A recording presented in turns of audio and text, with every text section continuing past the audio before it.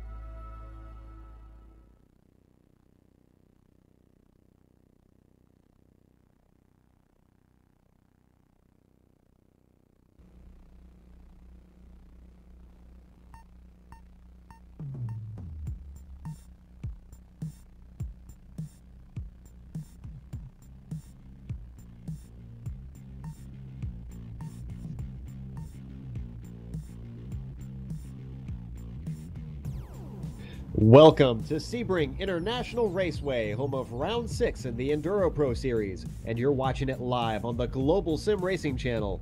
I'm your host, Joe Peak. With me in the booth today are Kevin Brown and Dusty Peterson, and we should be joined by Brian Corwin later today. Also behind the scenes is our director, Giancarlo Lindsay, ready to bring you all the action on the track. Kevin, going to be a busy bit of night racing for both the C1 and C2 classes. Absolutely, here at gloriously bumpy Sebring, that'll make it a lot more difficult for these guys to keep it on track too, I think. Absolutely. And Dusty, looking forward to your call in the C3 class for the next 3 hours. Thank you. We got a long one today. Hopefully I've got enough hot air left in me to get all the way to the end. All right. Well, since we can only see flashes of the track tonight, let's go to Kevin to shed some light on this historic course. Well, Joe, Sebring was built in during World War II as an Air Force base, but now it's a racetrack, permanent racetrack. It is 3.7 miles or 5.9 kilometers long. There's 17 turns. We're going to be running 180 minutes today. That's 3 hours. So of those 17 turns, they're all very difficult on this really, really bumpy track that hasn't been paved in forever. But we're going to watch out for 3 important turns: Turn 1, Turn 7, and Turn 17. Turn 1 is an incredibly fast corner with a very, very long radius that narrows down at the exit, and it's very difficult to get right and very easy to mess up. The hairpin is where we're going to see most of our overtaking action today, as drivers have that long run out of turn 6, the big bend into the very tight hairpin, and we're also probably going to see some accidents there as well. And then the other big corner to watch out for is Sunset, turn 17. Incredibly difficult corner to master, very, very bumpy, especially at apex. Fast, long straight in and a fast, long straight out. It means drivers are desperate to carry their speed in there, but those bumps are waiting to catch them out and send them into a wall, Joe. Yeah, I'm definitely going to be keeping my eye on that one today. I expect some trouble to develop through there. We also have a championship to worry about, and that is presented by Sim Seats. And C1 class, what are we looking at for the points, Kevin? Well, what we're looking at is Joao Vaz has just been on fire the last few rounds. He has 135 points. That's 40 in front of Iker Estefania, who's sitting on 95. And third is Anton Volodin. He's on 70 points. That's 60 points behind. Fourth is Mark Mucky, and fifth is Lars Conrad, Joe. Also in the C2, it's a little bit tighter, but it's been a very interesting one. We only have one driver who's won twice so far, and he's not even in the points championship currently. Manuel Sanchez is leading, though, at 96 points, and Stefan Overgaard has been on a run and has caught up to be 15 points behind at 81 points. Meanwhile, Andre Martins, who has had 2 wins snatched from him already, is at 70 points in third. Then David DeRoche doing well in fourth at 53 points. And finally, João Olivier in fifth with 48 points. Now in C3 class, it's a bit of a one-horse race right now, it seems, Dusty. Yeah, a little bit. Although looking at the qualifying times, we may see something a little bit different today. But so far throughout the season, we've had Joao Cordojo right up front. He has won every race so far in this series, so he is leading with a perfect 150 points. In second position, Patrick Pitchler at 110 points, so he's 40 back. Tom Valentini biting at his heels at 96 points, 54 back from the lead. And Andreas Allmensberger at 75 points, or 75 back from the lead. And then Paulo Martins at 71 points and 79 points back from the lead. And then we have the Gentleman's Trophy, which counts incident points. And this is, if you're not familiar with iRacing, this system basically delivers an incident point for every time you have an off track or have car contact or spin the car.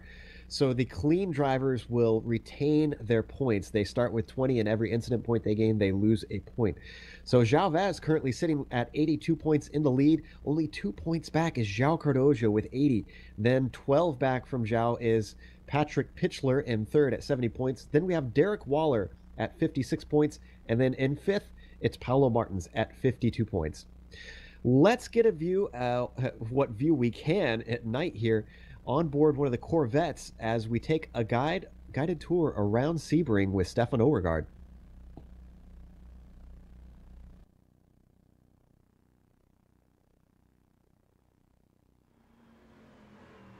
All right, Stefan Overgaard is behind the wheel of the GSRC Corvette, so let's do a lap around Sebring at night. Coming down the front stretch, you've got some lights here, but not for long. And if you thought Turn 1's bumps were terrifying during the day, try it with all the Vet's horsepower and awful visibility. Don't be too surprised to see a number of guys go wide into the dirt at the exit. From here, Turn 3 comes up quick.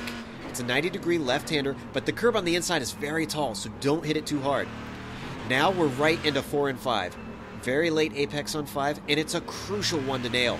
And here's why. Now you're cruising around Big Bend.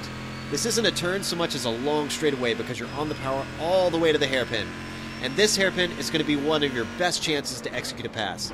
It's also a good place to blow the corner completely, so make sure and spot your brake marker. You've got this little squiggly coming out of the corner, and then you're going to blast through 8 and 9. These are a couple more flat-out turns that will lead you into Cunningham. Passes are possible into here, but be careful if you come out side by side. The left-hander of Collier is oh so tough to drive too wide, and the barriers are very close. Now we've got the curved braking for Tower. Guys who don't go in too deep and focus on their exits are going to reap way more rewards here. It's a long stretch down to the next braking zone, and the double left-hand kink of Bishop will probably be too scary for most to fight around the outside. Now we're braking for 15.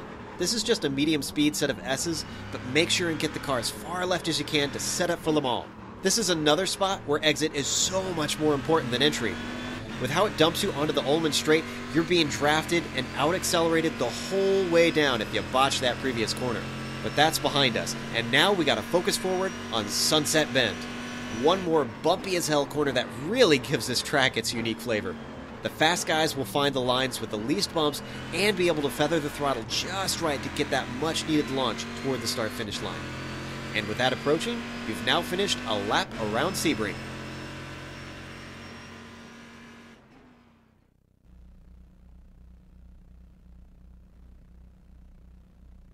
And you just get a sense with that lap just how little visibility there is out there. I mean, yeah, you've got the reflectors along the side of the course to kind of guide you along, but even with the headlights on, it's not like daytime racing, that's for sure. Just a quick reminder, we do have social media here at the Global Sim Racing channel, so tweet us at GSR channel during the race, send us questions, comments, whatever you want. We do pay attention, and we will interact with you during the race if you have anything that you want to know. Also, make sure and check out the EnduroPro Series at EnduroPro Series or their Facebook at /EnduroPro Series and keep up with all the latest news on this awesome endurance race series. So, a few things to talk about today, guys. One of the things in particular is definitely these bumps all around this course, Dusty. Yeah, definitely. This is an old course, and on top of that, it's a flat course. This is, we're basically driving around on an airport. So The suspension really has a lot of work to do to keep the car on the course. You can't use a lot of the big banks like you have on some of the other courses to really scoop you around the corners. So you have to be real light on the steering. You have to pay very close attention to the car, or you can end up in a wall real quick. Well, since qualifying is ready, we are going to go through that real quick. The reason we don't have any cars on track right now, if you're watching, is they're in the drivers' meeting. So let's go through C1. Zhao Vaz, once again, is on pole. But then we have Robert Tinsey, a newcomer, in second. Iker Estefania, one of the guys in the hunt for the championship, is sitting in third. Mark Muckey is in fourth. Then Jacob Groth in fifth. And finally, Matthew Bragg rounding out sixth in the C1 class. What does C2 look like, Kevin? The C2 pole position is Sven Kresmer. Outside of him will be Steve Hobbs. Second row is Andre Martin and Manuel Sanchez. Then David Desroche, Francisco Esteve Albert, Yuri Mojak, Jorgen Walby, Kevin O'Keefe, Tiemann Wesendahl, and Ryan Littlemore. Then we've got the C3 class, Dusty. Yeah, things are mixed up a little bit today with the nighttime driving and the very different style of track that we have here. We have Tom Valentini leading the pole, followed by teammate Andreas Allemansberger. Mert Uzel making a better showing at the beginning of the racing than he has had, throughout the year.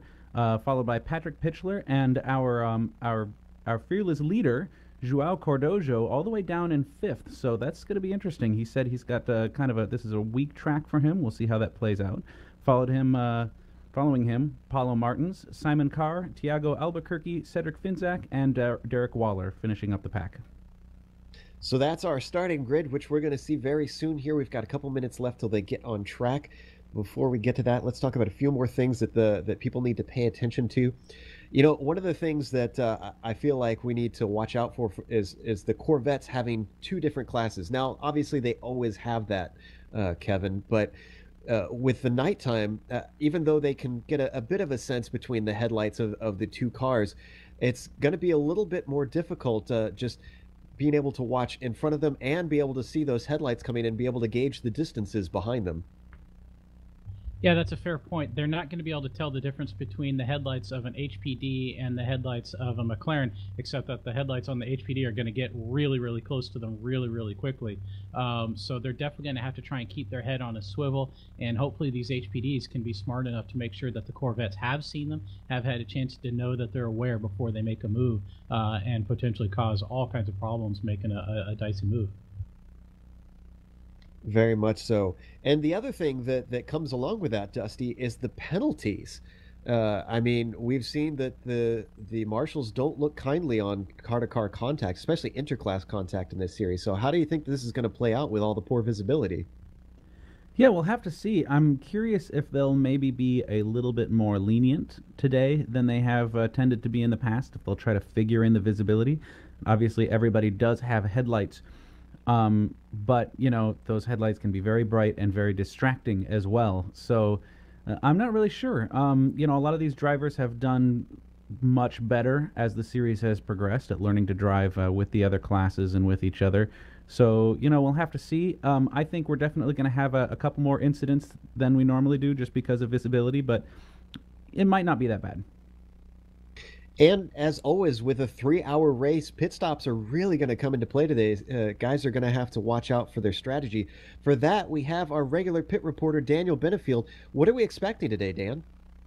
A very long race for a start.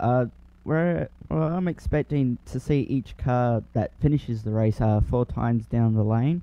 Not as normal as I discussed at Watkins Glen, about 45 minutes for the HPD on the tank of fuel, normally just under an hour for the Corvette, and about 15 minutes for the McLaren today, Joe. All right, so we'll have to watch out for that. And as you can see, they are starting to line up on the grid, so we are going to get that pace lap soon, and it's going to be a long pace lap around this place. Now, Dusty, with Cardojo a bit behind, do you think that this could be the chance for guys to have a way in? I mean, we're 5 races down into a 12-race season, so it's going to be a really tall order for anyone to have a chance in this one, it seems. Yeah, definitely. I mean, even if if this race is just terrible for Cardozo, this is sort of a cursed track for him. He can't deal with the visibility and stuff like that. Got to remember, everybody gets a couple drop races, so he could not show up today and still hold on to the lead. I expect a better showing from him than that. He's proven that his consistency is really, what tends to win it out. His ability to deal with traffic and things like that. So, if he doesn't make first, I think he's going to be up there toward the top unless something catastrophic happens. And we've also seen that the curbs don't really play nice with these McLarens, too. And the curbs here are relatively tall, especially even with all those bumps around the circuit. Is that going to be a real sticking point for these guys to watch out for those? Or do you think we're going to see a lot of spun cars that dare a little too close? We're going to see a bit. There's some parts of the track that are really tight and have, high curbs. So it's always a gamble whether you want to try to clip them. The fast lines tend to avoid them, but they can be really tempting. Also, like I said, since the track is very flat, it puts a lot of stress on those rear tires when you're coming out of the corners. So there's going to be a lot of situations where these things can get loose. And the pace car is just taking off now. You can see those headlights working their way down to turn 1, off into the darkness, away from the lights from the pits. So we've got them taking off now. Now the Corvettes, as I mentioned earlier, Andre Martins, he should be so much more of a contender in this championship, but only currently sitting in third, I believe, in the points. He has had 2 races now, Kevin, snatched away from him, and both times in the very closing stages. Yeah, that's some unfortunate racing. That's why you have to race all the way to the end. So, Andre, we know he's got the speed for, 95% of the race. Now we just need to make sure he's got the speed for 100% of the race. This should be a little easier, I think, because it's such a longer race. You can kind of dial back a little bit and make sure that you've got the focus for the entire race. I'm not sure if that's entirely been his problem or if it's just truly been bad luck that he's had at, I think it was Watkins Glen and Daytona, wasn't it? But I guess, my usual response is, we'll wait and see, I guess. That's the excitement of racing. You can never tell what's going to happen. Now, the other thing with the C2, we've got Sven Kresmer also sitting on pole, and I believe he was on pole last time. Regardless, he has won the last 2 races, Laguna Seca and Watkins Glen, but he is a 900 driver. Now, for those not familiar, Dusty, what exactly do we mean when we say a 900 driver? Well, all the drivers are assigned numbers based on their class. So the 100 series is the C1, 200 series is C2, 300 series is C3. But everybody who's in this series had to qualify to get in. If you did not make the qualifying race, you essentially start in a probationary period. You're assigned a 900 series number, and for a few races, you have to be on your best behavior and prove that you can run with these guys at the speeds that they run, and you can drive responsibly. And if you can prove you can do that, then you will be officially rolled into the series, and you will be given a number that befits your class. So you can see a few of those guys throughout. Diego Albuquerque, Simon Carr, both in the C3 class, as we said, Sven Kresmer, Steve Hobbs. So our front row in C2 is basically both temporary drivers, so to speak. Jorgen Walby is also one to watch out for. Timo Wesendahl, Robert Tinsey, who is actually doing fairly well at Watkins Glen 2 weeks ago. He is in the C1 class. Jacob Groth, also Matthew Bragg. Those guys are all ones to watch out for. So we are now heading down the Ullman Straight. As we got a little bit of time left, Kevin, who's your pick for today in C1?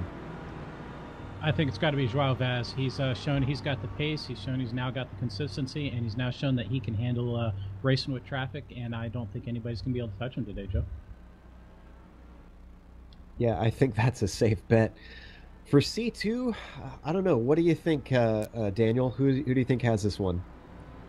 Well, Sven has definitely proved that he, A, has the pace in qualifying, and B, has the consistency in the race. I mean, he's won the last 2 races, so he can drive in the race. He's definitely got race pace. Steve Hobbs, Andre Martins, the list goes on. There's so many quick guys, and it's so close. It's going to be good. Well, we are going to get the green flag very soon here. The pace car is peeled off. They can accelerate when they hit the line.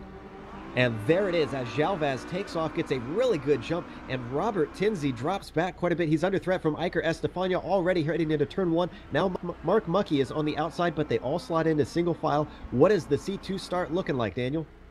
Sven, they just hit the line. Sven looks like he's got the jump over Steve Hobbs. Yeah, Hobbs is... Oh no, Andre Martins has actually got on the inside of Steve Hobbs. They're side by side coming out of turn 1 and going into turn 2. And Andre Martins has hit Steve Hobbs already and it's gone off. There's cars everywhere.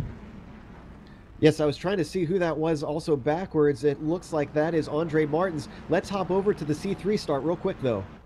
C3's getting off to a good start right away. We got Tom Valentini bringing out a really good launch. He's getting a great pull out of that corner, already giving some gap between him.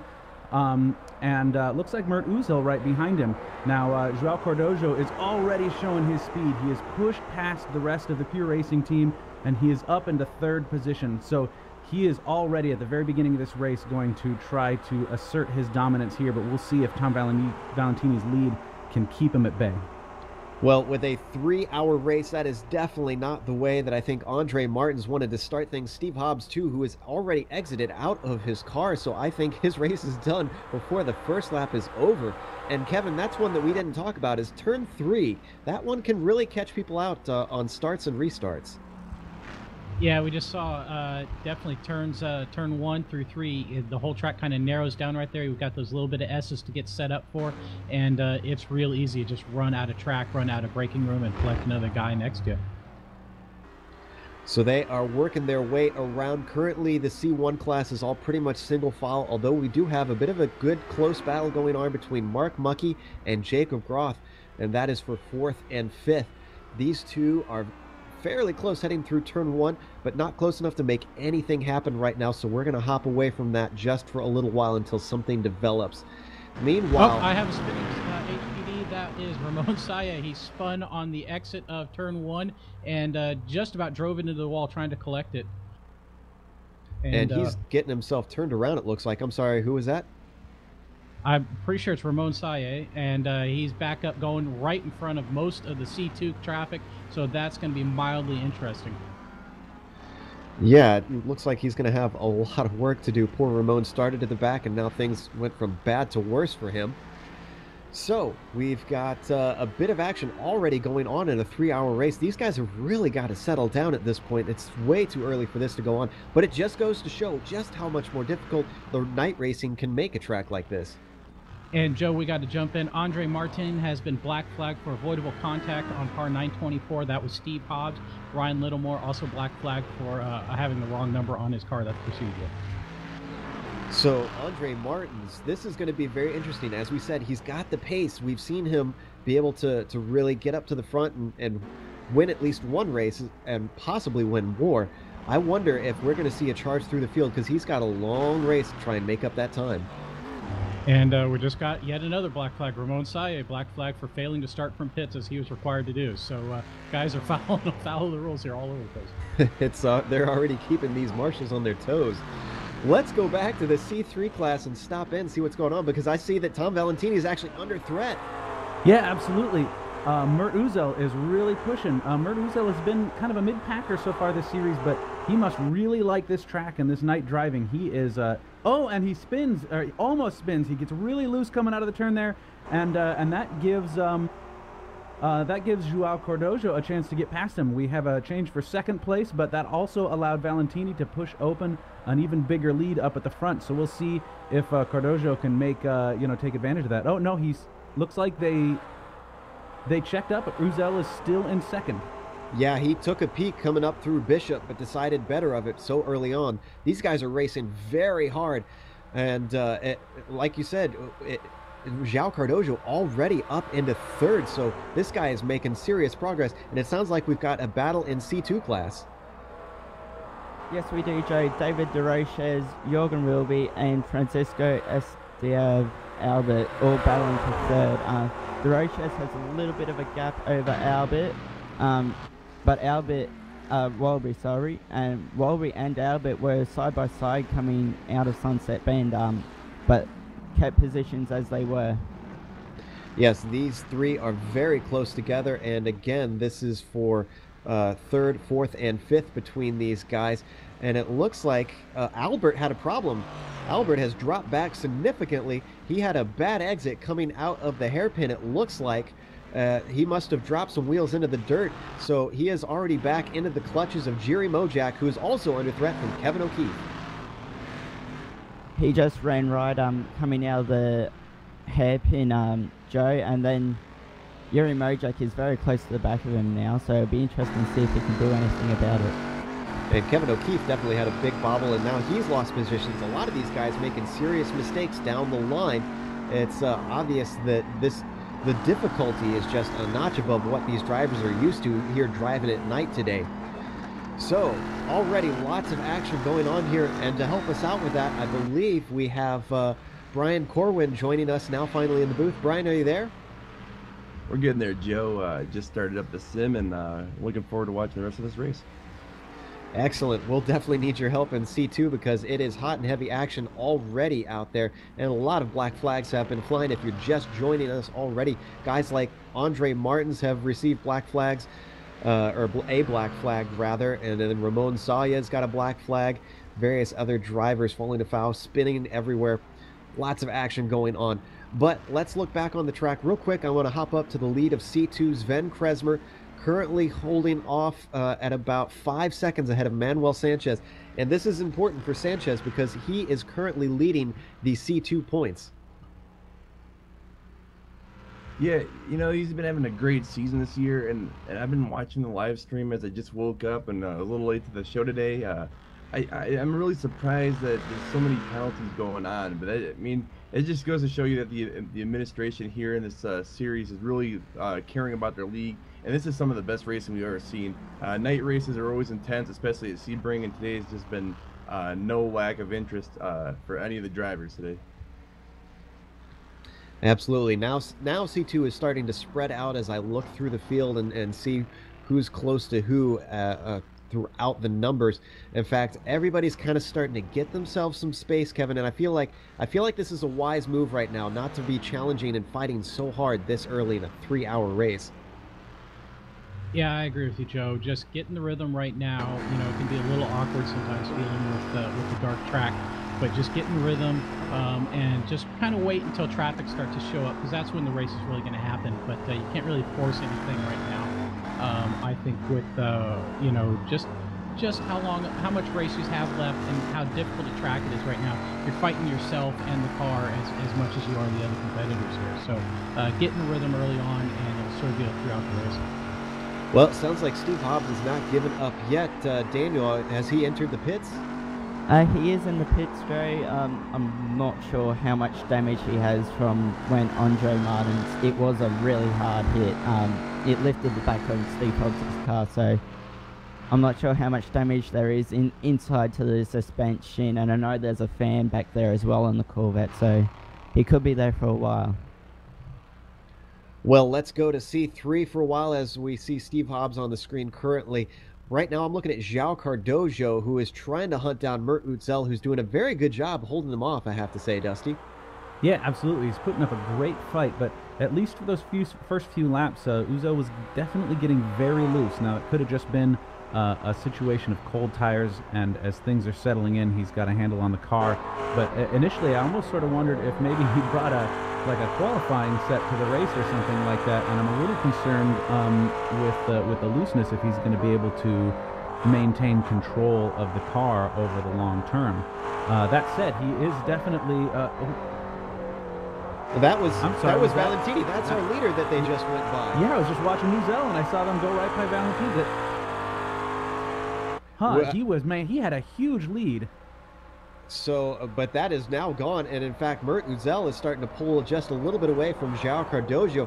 Utzel, we haven't seen a whole lot of him up front, but right now, he is leading the race. He hasn't led a lap yet since he hasn't crossed the line, but this could be a big boon for his confidence.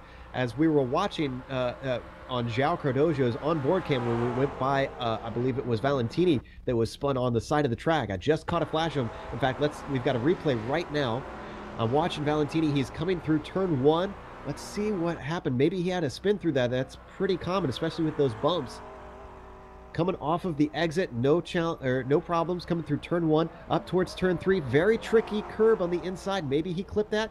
Oh, he did, but he also got loose even before that, and he was fully off track, just kept it out of the barriers, and everybody just starts to stream by. That goes to show you how critical it is to hit all your marks in this darkness, as he now slots back in behind his teammate.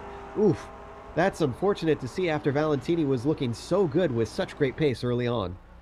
Yeah, we'll see if he can pick it back up. I mean, he was definitely showing up until that point that this is his track. He had, you know, opened up a huge gap between him and second place. Now, some of that could be that, you know, Cardozo is really pushing hard to try to get past Uzel. Uzel's being defensive, and that, you know, might be holding those two drivers back a little bit. Now that everybody's bunched back up together, we'll see if everybody accelerates forward at the same pace, or if we're going to see Valentini just push right back to the front. And just to throw complications in things as we see from Valentini's view, there goes the HPD of, I believe that is Ramon Saez. Whoa, and that was close. Yes, it was indeed. And now he's out of the ways of those guys, but now he's still got to come back through them. I'm wondering if they're going to give him a black flag for being unable to control his car. He doesn't seem terribly safe on the track at the moment. In the meantime, Uzel is still leading. We're looking at the back from Valentini, and there's that HPD. Wow. Wow. The closing speed of those HPDs is something else. These guys really just have some serious cojones to deal with such fast cars in such darkness. Yeah, I mean, you know, I got to give a little props to Saez for, you know, choosing to bail off the track rather than rear end those guys. That was 2 corners in a row that he just about took out the lead of the C3 pack. So, you know, I'm curious if they'll keep him in the race at this point. Yeah, that's that. I mean, I never like to slam a driver for their driving, but that's some very, very risky moves, like you said. As now we've got another HPD trying to go by Valentini there. I'm not sure who that is exactly. That was our leader, Joao Vaz, who, by the way, just about got caught up in that action at the hairpin. He was trying to be patient and completely missed his braking point watching Saez.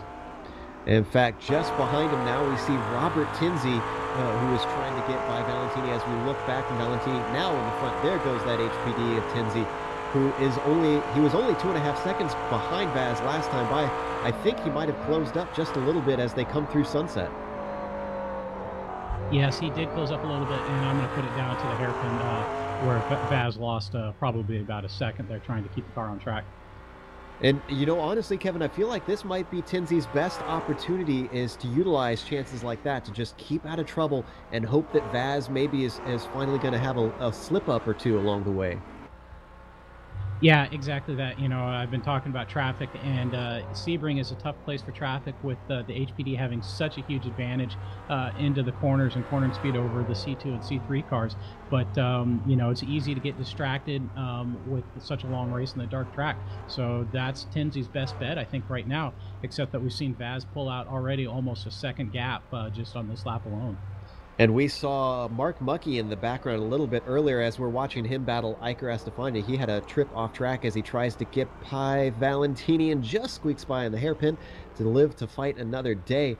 And that is currently for 3rd and 4th between these two guys, and they're in the fight for the top 3 spots in the championship as well. So this is an important battle. Estefania is still trying to weave his way through as he's trying to get by Mert Uzel, who continues to lead the C3 class. And now he's going to get a chance. Ooh! Very close moment between Uzel and Estefania. Almost ran into him, but thankfully he checked up at just the right moment. Now he gets by. Uzel, though, still has Cardozo as they've got the other HPD of Mark Mucky trying to come through these two. And Cardozo is not giving up. He's still fighting for that win. Here we thought he'd have some trouble, Dusty, and it's not over. Yeah, no, I mean, you know, he's obviously fantastic in traffic. What we haven't seen so far is any situation so far this series where he's actually fighting for position. So this is very interesting. This is a side of his driving that we haven't been able to take a peek at so far. When he's in the lead, I know he's definitely very aggressive, even when it comes to defending his position against passing drivers in faster classes. So this is also interesting to watch here. Now, all the passes on him so far by the C1 cars have so far been on straights.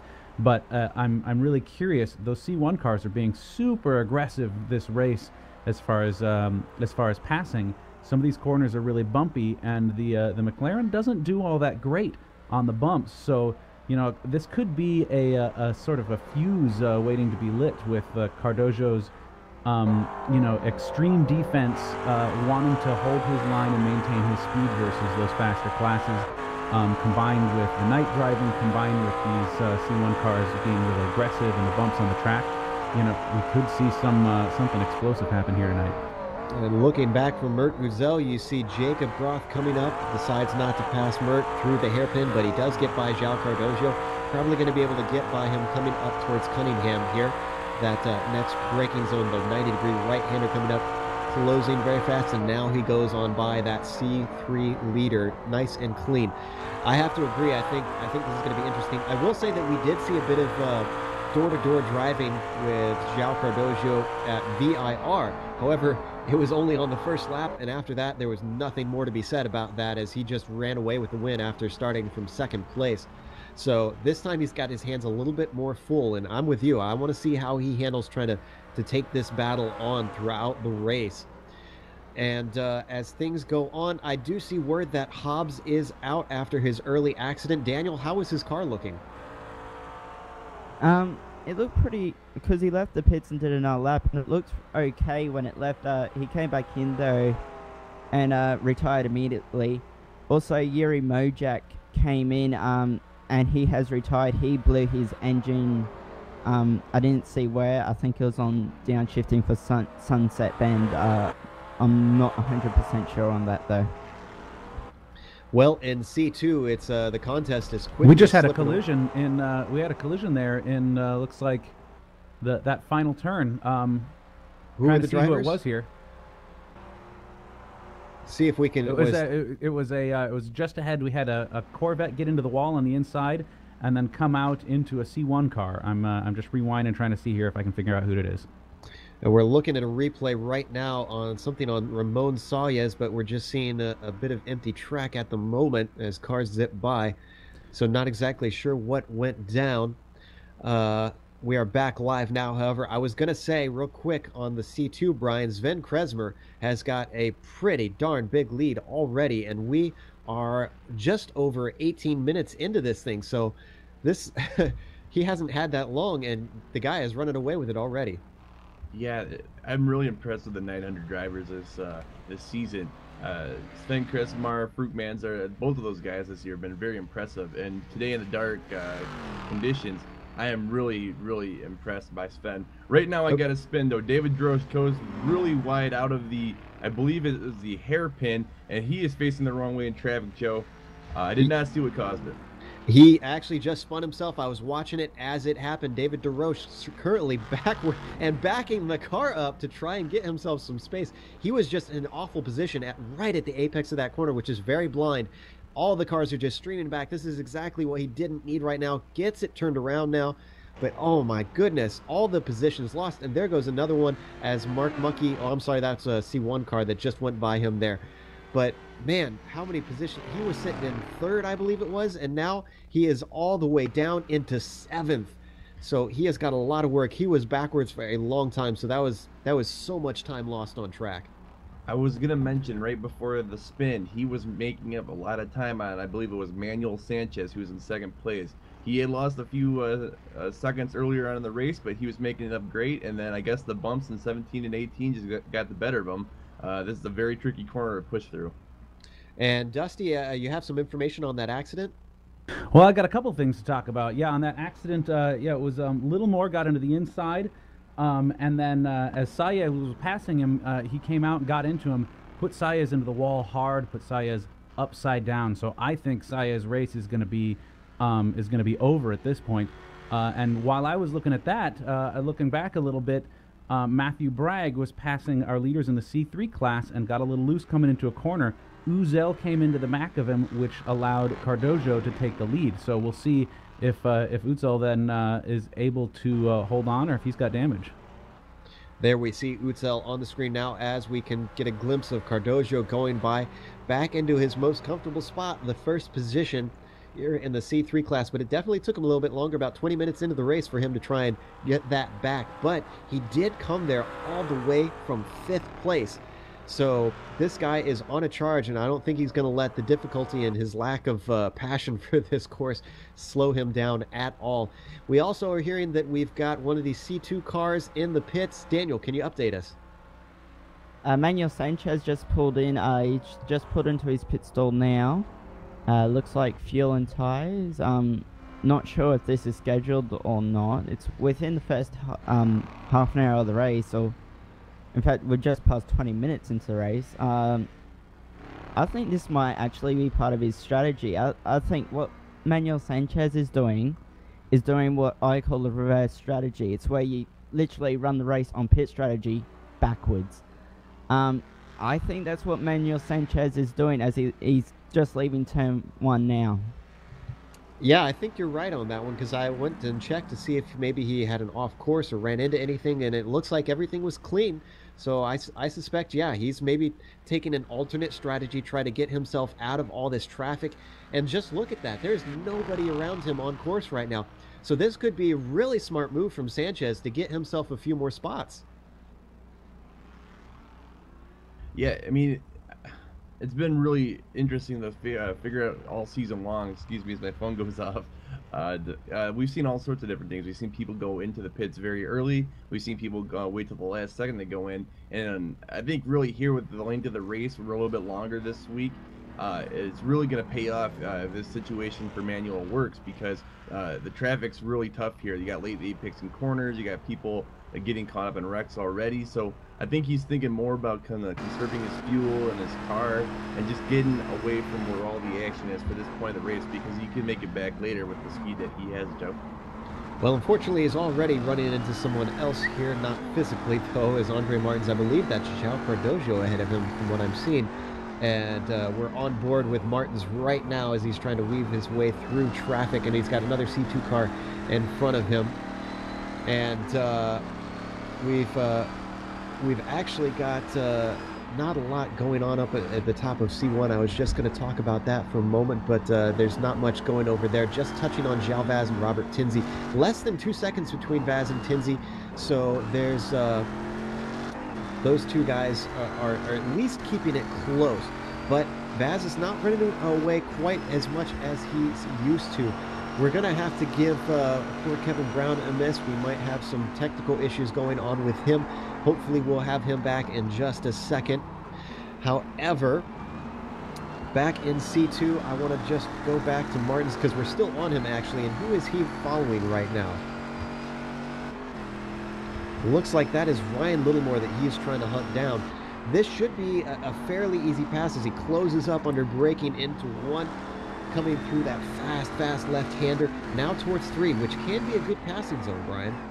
Yeah, turn 3 is one of those better passing zones as we see through here. It's kind of like a PPS session, and the fact that they have a pretty significant braking area, and it's a little bit wider there, it tends to let people go on the inside of the car, leading it into the corner goes wide. Now it also comes down to a long straight, so if you get a good exit, there's a chance to pass them in the draft before you get to the hairpin, Joe. He was getting very close there, though, almost outbraked himself into the rear of Littlemore, and that's something that I think drivers need to consider and watch out for, as now Littlemore actually goes off the course, 2 wheels into the grass. Oh, but he's defending. I thought he was gonna just let him by, but decides to try and hold on to it, and now he just sneaks by, and very close, tense moments, but Andre Martins is able to continue on. I'm sorry, yes, Andre Martins. I thought it was Sanchez for a second there. Yeah. Very tricky in the night. Manuel Sanchez, I believe, has like a taxi cab paint job. This looks more like the bad boy Corvette paint job. Very hard to distinguish at nighttime. But yeah, I was kind of surprised by that move as well, because with Littlemore being as far back as he was and just kind of on the pace, and then the fact that Andre Martins was coming up so quickly, I almost thought he was pulling off to the side just to let him by altogether. But then we saw him go defensive there. Took me by surprise, and I'm sure it took Andre Martins by surprise, as all of a sudden he's going too wide through the hardest corner of the track. And now we have switched to Robert Tinsley and João Vaz. Apparently, Tinsley is starting to gain just a little bit on him. And you can see they're in the same shot, so he is within striking distance if Vaz can make a mistake somewhere around here. And that's really, I think, all that Tinsley has to hope for at the moment. Although the fact that he's caught up, I wonder if that... Daniel, have you seen him make any mistakes, or is this just sheer pace? They just passed a McLaren. I didn't quite see which McLaren it was, but it looked like Tinsley got through a lot better than Drow did. They're coming up to another McLaren as well. Again, I don't know who it is. Actually, they're going to catch up in pretty much the exact same spots they caught up to the McLaren last lap, so it should be interesting to see how they get through here. Drow should, but he's going to go around, which is probably a smarter move as long as the McLaren sees him. Oh, he got held up really bad then, and Tinsley's going to have a look through here. Tinsley's waiting just behind this MP4 of Cedric Finzak, and now he's holding him up. This is the ebb and flow, as we call it, of endurance multi-class racing. Now he is able to cruise on by. He was right up within under a second of João Vaz, but just because of that traffic, even though Vaz got held up, then Tinsley got held up. So it's back to kind of how it was a little bit before. But at the line, 1.6 seconds, so almost half a second knocked off from Vaz by Tinsley there, trying to make ground as we see him dash off into the dark, trying to hunt down that C1 leader. We haven't seen a different winner since the very first round. Sorry, Joe, but I didn't see because of the dark, but there was a McLaren around on the exit of turn 10 Cunningham corner there. I didn't see who it was though. That was Diego Albuquerque. I'm not sure if we can get a replay of that. Let's see if we can pull something up and figure out what exactly happened. I did catch that out of the corner of my eye. Now we've got the replay up. Heading down towards Cunningham, under braking. Did he just lose it? He's all by himself. And, no, I'm sorry, that was the hairpin. I'm sorry about that. So now he's coming towards 8 and 9 and up towards Cunningham. So now we're going to figure out what exactly happened. Again, still all by himself. I don't see anybody close enough to make something happen. Under braking for Cunningham now. And he just went wide off into the grass and got greedy. And he got onto the power and spun it. Ooh, even actually hit the barrier. That's not what he wants. He's got to pray that he did not damage his suspension on that one, because that was a fair thwack into the Armco barriers. Hey Joe, going back to our lead HPDs and C1 cars, at the line it was 2.1 seconds behind Vaz and Tinsley, but now they've got 4 McLaren C3 cars right in front of them, and I thought Jarrell was actually going to catch him in a really bad spot through from turns 3 through to 6. But he didn't, and now he's got a couple of cars and they get very close. He's got a different couple of cars between him and Robert Tinsley, and it looks like Jarrell Vaz has the better race pace over Robert Tinsley. Yes, at the moment at least, as he splits 2 C3 cars coming up through Collier, and now that is Andres Almensberger, who's getting out of the way very nicely. He's with his teammate Patrick Pitchler, those 2 pure racing blue and black cars working together, so I don't think they're threatening each other too much at the moment, especially this early on. Right behind them, they've got Paulo Martins, though, as we're following him in Robert Tinsley's HPD. Martins has been doing fairly better recently, Dusty. He showed up in the lead at Daytona, then we didn't see him for a while, and suddenly at Watkins Glen, he was back up in the competition. Yeah, he's always been, when he's around, he tends to be around toward the front. He runs with those pure racing guys, a pretty similar pace, kind of keeps them honest, as it were. But I gotta switch directions from that a little bit, because if you look toward the front of the C3 class, we have something going on right now that we have not seen all season long. This is a 3-way battle for the lead in the C3 class. Uzel has managed to close the gap on João Cardojo for the first time in this series, and Valentini has managed to catch up to these guys. These guys are within car lengths of each other at this point in the race. So, whatever Cardojo's sort of magic formula was, throughout the rest of the season, he doesn't have it here on this track. And furthermore, surprisingly enough, Uzel is the one that's really pushing on him. Woo, and Uzel gets very close to, or Tom Valentini actually rather gets close to Uzel under braking. And just to add a little bit more spice into this mix, we've got the C1 leader of João Vaz coming up behind these guys, and with Tinsy right behind him, he is going to want to hurry to get through.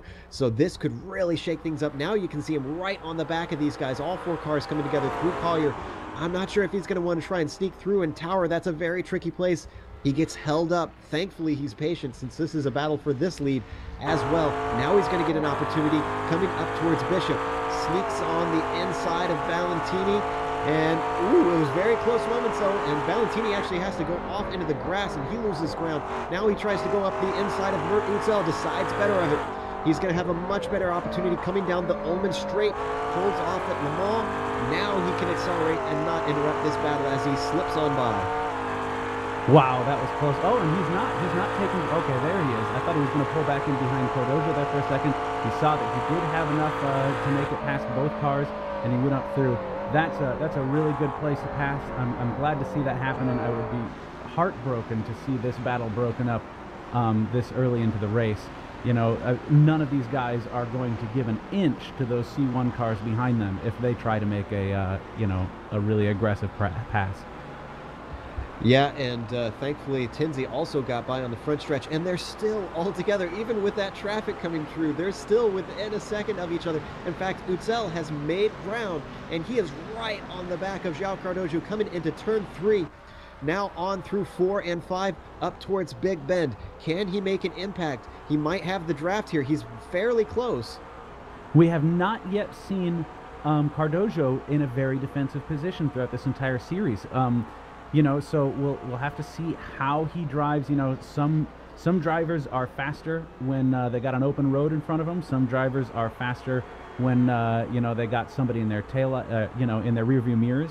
Some drivers are faster when they got somebody right in front of them. Right now, Uzel looks like that kind of driver. He is pushing hard on Cardozo. He peeks in, looking for a pass, doesn't quite make it. As they come around, it's just giving Valentini more opportunities to come in behind them. Yeah, I was going to say, Uzel, I don't think it was close enough to make anything happen. I think that was more either spotting his braking point or giving just a little bit of a flash, since, you know, it's a little bit harder to tell the position of the car behind. That's kind of a make you nervous sort of thing. See if you can force an error out of Cardozo, which today, with all the surprises we've seen in C3, I would not doubt if we actually see the, you know, the impossible, as it were, a mistake from Cardozo. We'll just have to wait and see, because we haven't seen one quite yet. Valentini, though, I think he is in the best position of these three, Dusty, as far as all he's got to do right now is just hold position and wait for these two to start tangling, and he could have a really good opportunity to take 2 spots in 1. Yeah, I mean, he's obviously shown that he's fast here at Sebring with that great start, opening up a big gap in front of the other cars. So he might be realizing that. You know, he tends to be pretty patient. Coming down the front straight, we'll see if this C1 car here can get past all 3, or if he's going to split them going into he's boxed turn 1. in. That's Iker Estefan, and he was unfortunately boxed in because that was, I'm sorry, João Cardozo, who was holding line up to the wall, and he had Uzel to the left of him, so he couldn't really, or at least he didn't want to risk trying to squeeze through there. Now they're all back together. Even with all these C1 cars going by, these guys are still holding station. I'm amazed that nobody has broken them up with these guys going through. So this battle is hot and heavy, still not quite close enough heading up to this hairpin, although once again spotting his braking point as Uzel just takes a little bit of a peek around this slow right-hander of turn 7 through that little squiggle and accelerating away towards Cunningham, their next braking point. Everybody's kind of, with this being such a long race, I'm impressed. Everybody's kind of playing a bit of a patient game here with these 3, Dusty. I don't think anybody's really eager to make any wild moves. Everyone's just playing psychological games right now. Yeah, I mean, you know, there are a number of things going on right now that have a huge smile across my face. The biggest of which is watching somebody play psychological games with João Cardozo, because nobody's had the opportunity yet. I gotta imagine Uzel is just having fun. You know, to be the one guy that's able to push on this guy, maybe make him nervous. I mean, you know, we know he didn't qualify as well as some of the other. Oh, he gets a little loose coming through there. Uzel is gonna make a move. And that's exactly what we were talking about. A mistake from João Cardoso. Now they're side by side doing a drag race down towards Sunset Bend. It looks like, oh, and we've got an HPD coming through for the lead. Ooh, and he just backs out. That's Mark Mucky on the inside. This forces Cardoso very wide. Utzel having to go wide to give room to the HPD as he slips by. Amazingly, nobody gets hurt through all of that. And Valentini, who's trying to stick his nose in for second place on João Cardoso, wasn't quite close enough. But Mert Utzel getting back into the lead. Fantastic racing, but very tense moments for everybody. Yeah, that's man, that was close. I thought Valentini was going to be able to capitalize on that and make it into second. He tried cutting it real tight toward the inside and holding his speed, but unfortunately, the inside of the track on that corner is incredibly bumpy, and you could just watch his car, bouncing around like a skateboard almost, just skipping across the track, and he had to lift there a little bit to let Cardoso back into second or risk spinning. But he managed to hold his speed, and once again we've got bumper to bumper to bumper in the lead in the C3 class. So I'm sorry, we had a bit of a battle going on at the same time between Francisco Esteve Albert and Timo Weisendahl, but I really wanted to stick with that battle that was going on for the C1 lead or C3 lead, just in case something like that happened. Let's hop back real quick with Francisco and Timo, because it looks like this battle is still actually going on fairly well, Brian. Yeah, I'm actually surprised because there was a McLaren that got between the two of them, and Francisco got a little bit of a lead. Timo got stuck behind him for a few corners, but was able to get around him pretty quick and just use all of his might and speed to catch right back up with Francisco. So right now, Timo's showing it. We have a huge spin. It looked like some kind of McLaren as he's on the inside. Both drivers in the Corvettes are going to go wide at the hairpin as Joe finds out what exactly happened there. But now they're coming back on the track right in front of traffic as everyone gets bundled up coming out of the hairpin. Joe, what did you see? I saw a spun car, but I didn't see who it was. Dusty, did you catch who it was in C3 that spun there? I didn't. I mostly had my eyes still on the front of the pack here, just making sure I don't miss anything as these guys are battling out. I wonder if that was Derek Waller, actually. I'm looking real quick to see if maybe that was who it was. No, it was not Derek Waller. We'll have to try and get some information a little bit later and see what was going on. However, we did have a battle that has implications on the championship, and that was between Andre Martins and Manuel Sanchez. In fact, they're still together, but right now Andre Martins is leading the two, and he's behind in the points. He is going to want to stay ahead of Sanchez if he can hope to stay in this championship. Sanchez was having a great race early on until a spin. I think he has a lot of pace today, and it's just going to be a matter of time before he gets his confidence back up and starts pushing hard. I'm watching Andre Martins as we saw how good of a race he had last time around, and now we're looking back at Manuel Sanchez is peering down on him. Oh, and we got another little bit of a spin. Jesus, Joe, every time I switch to someone, they go off the track as he gives up the position, and Manuel Sanchez shoots right by. So Sanchez making good on why he is currently sitting in first in the points championship for C2. However, we do have some information on the C1 leaders. Daniel, what have you got? Last lap, both Jalvez and Robert Tinsley had no traffic, so both had clear laps. These guys are separated by absolutely nothing. Last lap, or 2 laps ago, sorry, they both did 47.3s, exact same lap time. And then last lap, Tinsley actually went a 10th faster and set the fastest lap of the race with a 1:47.143. These guys are going blow for blow. It's literally whoever wins this race is going to be whoever runs the strategy better and gets through traffic the best. So Jalvez under pressure like we haven't seen in a little while, although we have seen him deal with it quite well, such as at Mid-Ohio, where multiple cars tried to get by him, and some did, but none of them could do it cleanly, as either they got black flags or some were just taken out by running into traffic of other classes.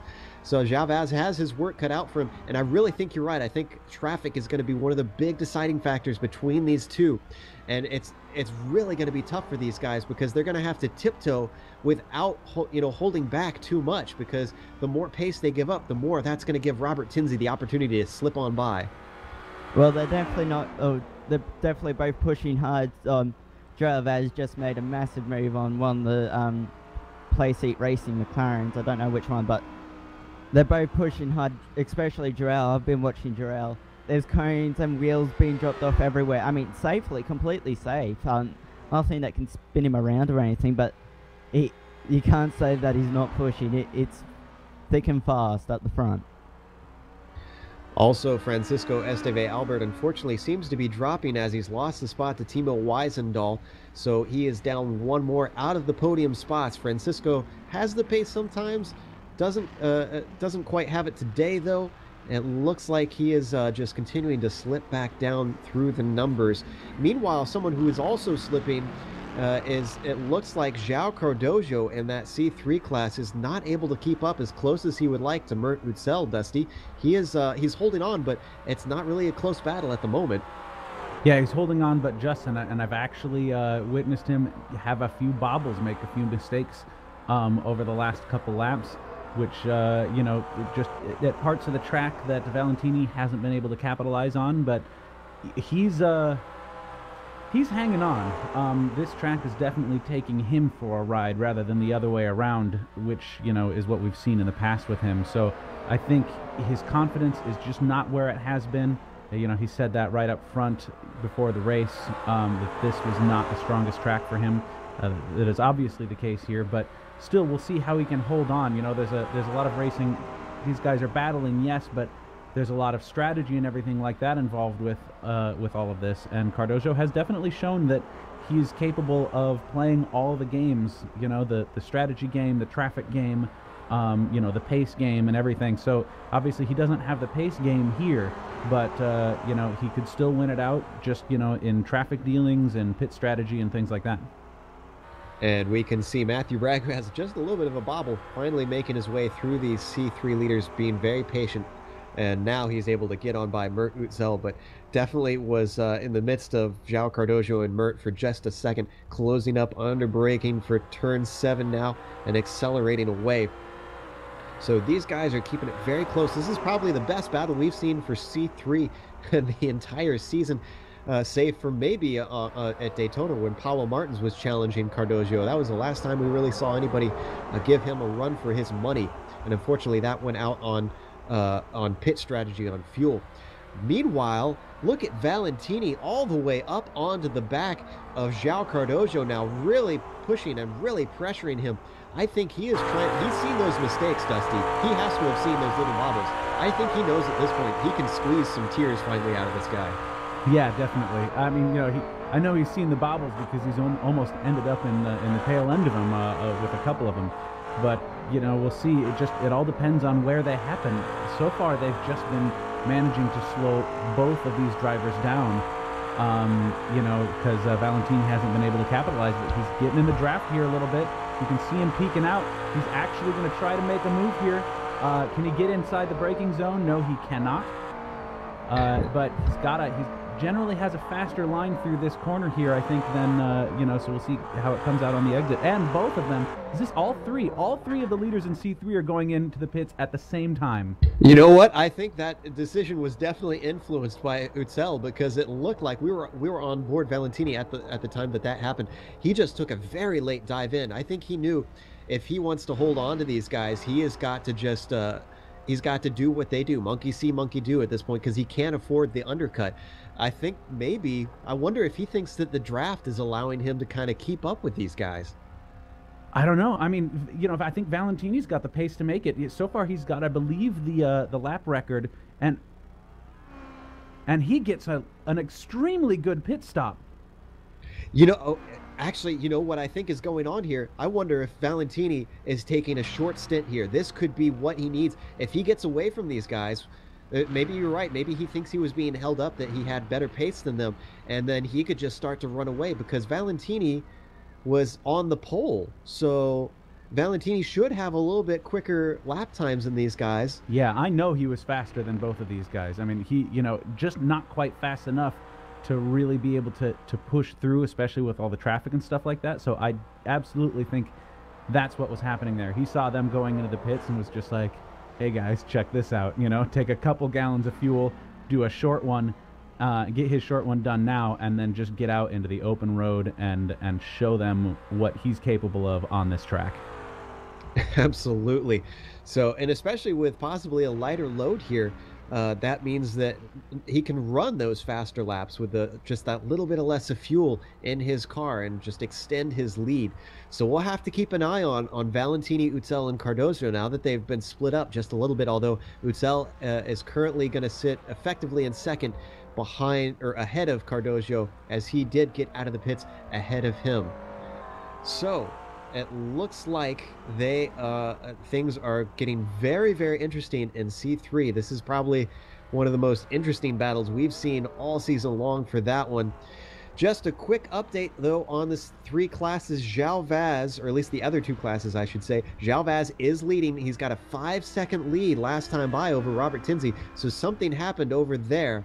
Meanwhile, in C2, Sven Kresmer continues to lead significantly over Jorgen Walby, who is sitting in second in the C2 class. So what happened with João Vaz and Robert Tinsley there, Daniel? Was there some sort of bobble from Robert, or what was going on? I think in general race pace, João Vaz has the pace over Robert Tinsley. Also, I think João Vaz on that lap got through traffic just a little bit better than Robert Tinsley. But as I said earlier, these guys are so similar on pace. João did actually set his personal best lap time last lap at a 1:47.2. But yeah, I think João's just controlling his pace, controlling the race in general. I mean, we still got over 2 hours of racing, and don't forget, these guys haven't pitted yet. I reckon we're within 5 minutes of C1 pit stops. Yes, in fact, we did have one of the C2 cars take a pit stop, and that is Jorgen Walby, who's currently sitting in the pits. So is Ryan Littlemore, although I'm not sure if Ryan is on a scheduled stop or if he had some damage or something, because I thought I saw him in earlier. But you can see them both now sitting in the pits. Sven Kresmer, I don't believe, has taken his stop yet. Brian, have you followed what his stops have been like, if he's had any? No, but I don't think that it'll be much longer before he comes in. We did see a couple drivers pouring into the pits. I think within an hour, the lane to this track, that's about the window we're going to be looking for. Yes, and we have already passed 45 minutes into this 3-hour race. We've been going for quite a while. I know I'm probably going to have to stop and take a drink myself real quick soon. But we are seeing some very interesting things develop, some very unusual things. I really feel like, guys, that that the nighttime has just thrown a wrench in a number of these drivers. I know at least Cardozo especially was taken by surprise when they mentioned it was a night race. It obviously wasn't hidden from the drivers, but I guess a few people weren't paying close enough attention or put enough practice in to deal with the difficulty of having this darkness around. Yeah, you know, a lot of people have a lot of trouble at some of these road tracks at night because they're not very well lit. When you think of like Daytona, 24 hours of Daytona, they have the infield lights up. They got all sorts of different indicators around the track. But here, you're basically looking at whatever your headlights can show, a few reflective cones with tape on them, and the car in front of you. So it is very tricky to train here and really get comfortable because it seems like every lap something's not where it's supposed to be, and then you really got to work hard to stay focused and keep a good count of where you are on the track. Absolutely.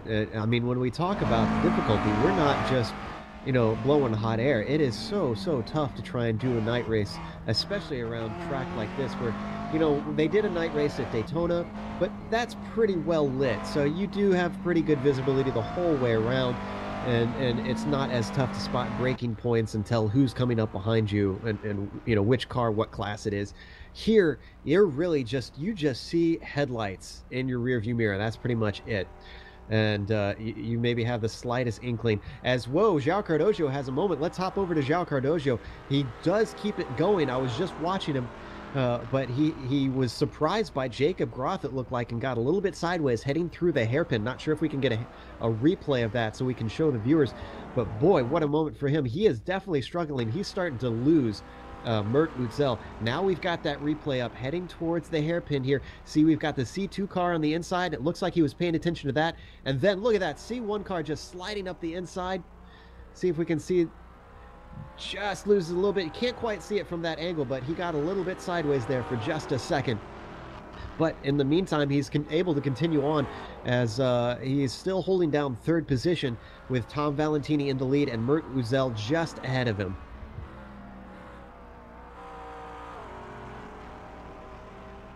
Yeah, I'm going to jump back in here. It looks like Sven Kresmer's got the pit, but he has been losing a little bit of pace over the last 1 or 2 laps. I think it might be time for him to go in and look, as it looked like he got just a little bit loose coming through the hairpin. It's just that point of the track. They've been going for about 55 minutes or somewhere around there, and those tires, even in the cold conditions, have got to be getting pretty hot. His tires are going to be getting a little bit looser because of the lack of fuel weight. I could foresee him pitting in any minute now, Joe. Alrighty. Well, we are going to hop to break in just a second, but real first, I want to jump to Daniel and talk about, well, actually, no, the music is coming, so we'll talk about it after we come back from break. The music is gone now. Sorry about that. Joao Vaz's pit stop. Daniel, tell us a little bit about it. Very scheduled. Doesn't surprise me at all. 49 minutes on a tank of fuel is roughly about average for the HPD. Came out in relatively clean air. He just has a Corvette and a McLaren to cover. But what surprised me was the fact that Robert Tinsey stayed out. So Robert Tinsey is, from what I can tell, is getting better fuel economy than Joao Vaz, and this could change the race. Absolutely. In fact, Tinsey is in right now, and as he goes in to complete his stop, we are going to step away to break for just a moment. We've been going for nearly an hour ourselves. We've got 2 more hours left to go. Don't leave Sebring. Don't leave this channel. Let's see how the 3 hours at Sebring winds up in the EnduroPro series.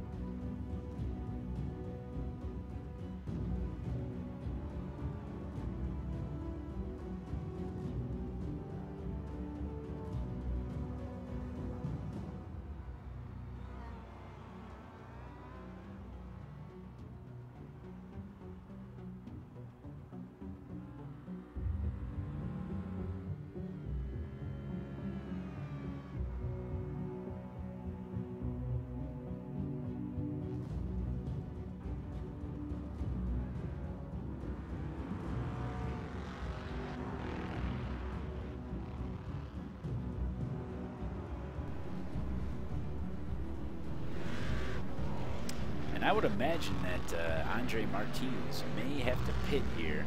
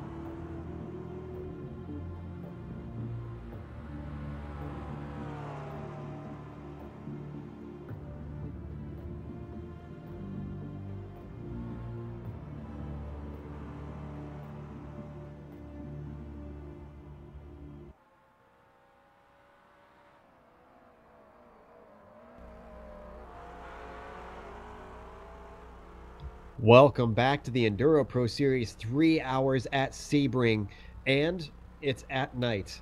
And it's certainly thrown a wrench in a lot of drivers' little cogs there. Unfortunately, one that it has majorly is Andre Martins, who is out of his car. He had a spin during the break and hit the wall. Apparently, the damage was enough that he decided he could not go on. So he is out of this race. Also out of this race is Littlemore. Ryan Littlemore has exited out, and he's already 10 laps down, as you can see on scoring.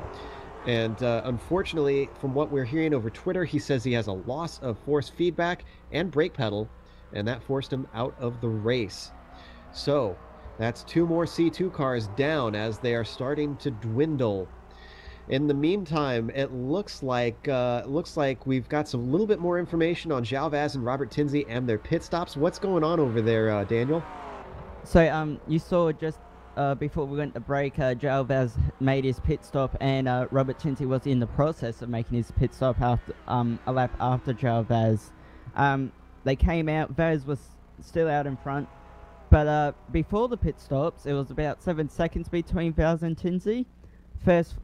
After Tinsley's first flying, or after his outlap, the gap was 11.6 seconds. João Vaz pulled out 4.6 seconds in the pit stops. This guy's insane. He knows when he needs to go fast, and it's great. Also, Romain Salyers has retired from the race, and Matthew Bragg is about to go a lap down. All right, so we've got 6 cars still running in our C1 class, so the race is still on there. Let's hop to C3, currently sitting in second and third, as it has been for a little while. Mert Utzel in the lead of these two, with João Cardojo behind, and Dusty, as I've been watching them for about a lap or so, Cardojo doesn't seem too interested in trying to make anything happen. He's had a draft coming down the Ullman Straight, which usually means you could get an opportunity, and he's just kind of hanging back there. He's just holding on behind Utzel. Do you think he's starting to play this thing a little bit more strategically? Yeah, probably. I mean, it's obvious to everybody at this point that he can't just brute force past these guys. Valentini has taken the lead and has absolutely charged away. He has, after that short pit stop, so he wasn't being held up anymore. He's pulling laps every lap that are, matching these guys' best laps of the race. So Valentini's pulling away. Cardojo knows that he probably doesn't have a chance for first at this point, so I think he's probably just going to try to stay as close to the front as possible, get as many points as possible, to just kind of increase his chances in the season as a whole. I would, he'll probably pass Uzel if he gets a very clear chance, but to him, I'm betting those extra few points to get into second aren't worth taking the risk. Yeah, and I think you made a really good point earlier that we hadn't really mentioned in a while, is the drop weeks in this series come into play. For those not familiar with how that works, these racers score their 10 best out of the 12 races. So this is so that some drivers who might have real life obligations, because these guys are not professionals, or at least most of them aren't, they're out there racing for fun out here. So, sometimes there are family obligations or work obligations that can prevent them from getting out and racing, so that it gives them a little bit of leeway, so that it doesn't just go to the guy that has the most free time. And that's exactly what's going to play right into the hands of João Cardojo. He's, essentially a third place is going to be a drop week for this guy if he finishes where he is right now. Yeah, definitely. And, he's got enough lead that even if he does have to take a couple weeks off, a third place could still be, a solid, could still help him, If he wrecks out, that makes things more difficult. That takes one of those drop weeks out, you never know what's going to happen. He's obviously a great driver, but multi-class racing gets crazy, as we've seen. So, he might wreck out like the last 2 races of the season or something like that, and in that case, if something bad happened here, that might still push him out of the championship.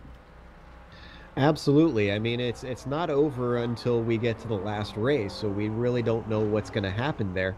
And even though the championship is looking fairly wrapped up, even almost halfway through the season, we just never know what can happen between these guys, especially with Tom Valentini, who's really been on a charge since Laguna Seca. We saw him fighting with his teammate Patrick Pitchler there, and then again doing an excellent job at Watkins Glen, as now we see Valentini, the leader, actually head into the pits. So it's like we said, short middle stint for this guy, and now he's going to take a little bit of splash more fuel, and we'll have to see how things pan out as Mert Uzel comes up through Sunset Bend right now. Yeah, and I'd like to talk to Valentini a little bit too. One of the things that I've been talking about earlier in the season is the whole nature of being pushed by somebody faster than you. These 3 pure racing guys, they tend to run really close. In almost every race, they finished just about right next to each other. They run very similar paces. Obviously, they run with each other a lot and tend to push each other. Then they come into this series, and you've got João Cardojo that's just charging way out ahead. Now, I kind of wonder if it's just taken a bit of time, but suddenly, Valentini's like, okay, I've had enough of this, and he made a conscious effort to step up his game, put in a little more practice, and take charge of the situation rather than just letting João, run away from it.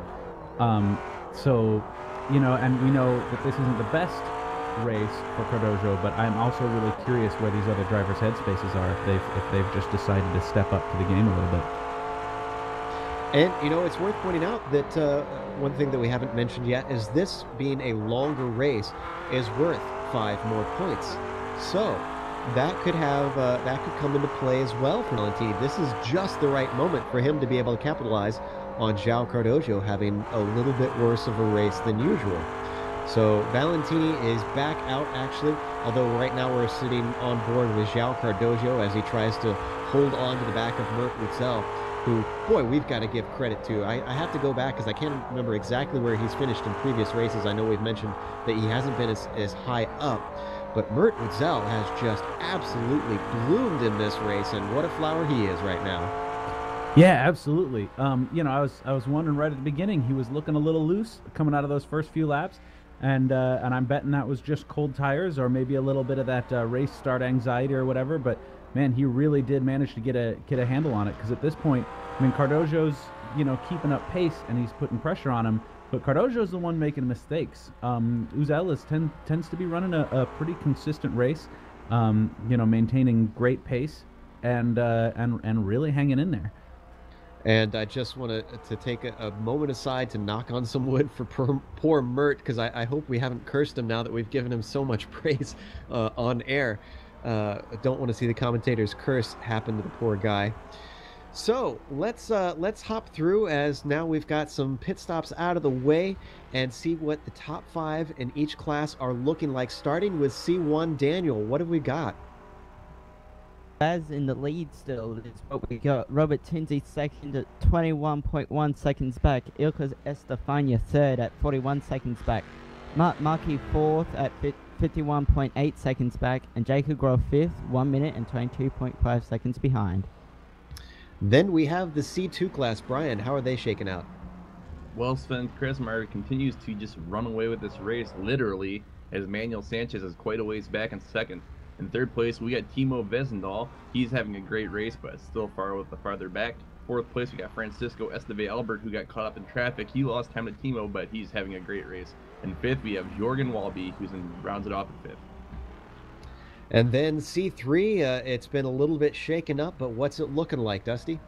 Well, right now, Mert Witzel holds the lead, and that's because our race leader, Tom Valentini, has gone in for his second pit stop. So we got Witzel up front with João Cardoso nipping at his heels just in second. Behind him, Andreas Allmendsberger, Patrick Pitchler, and Paulo Martins in fifth. You know, Danielle, I have one quick question, because you know a little bit more about the pit stops and things like that than me. Might we see a situation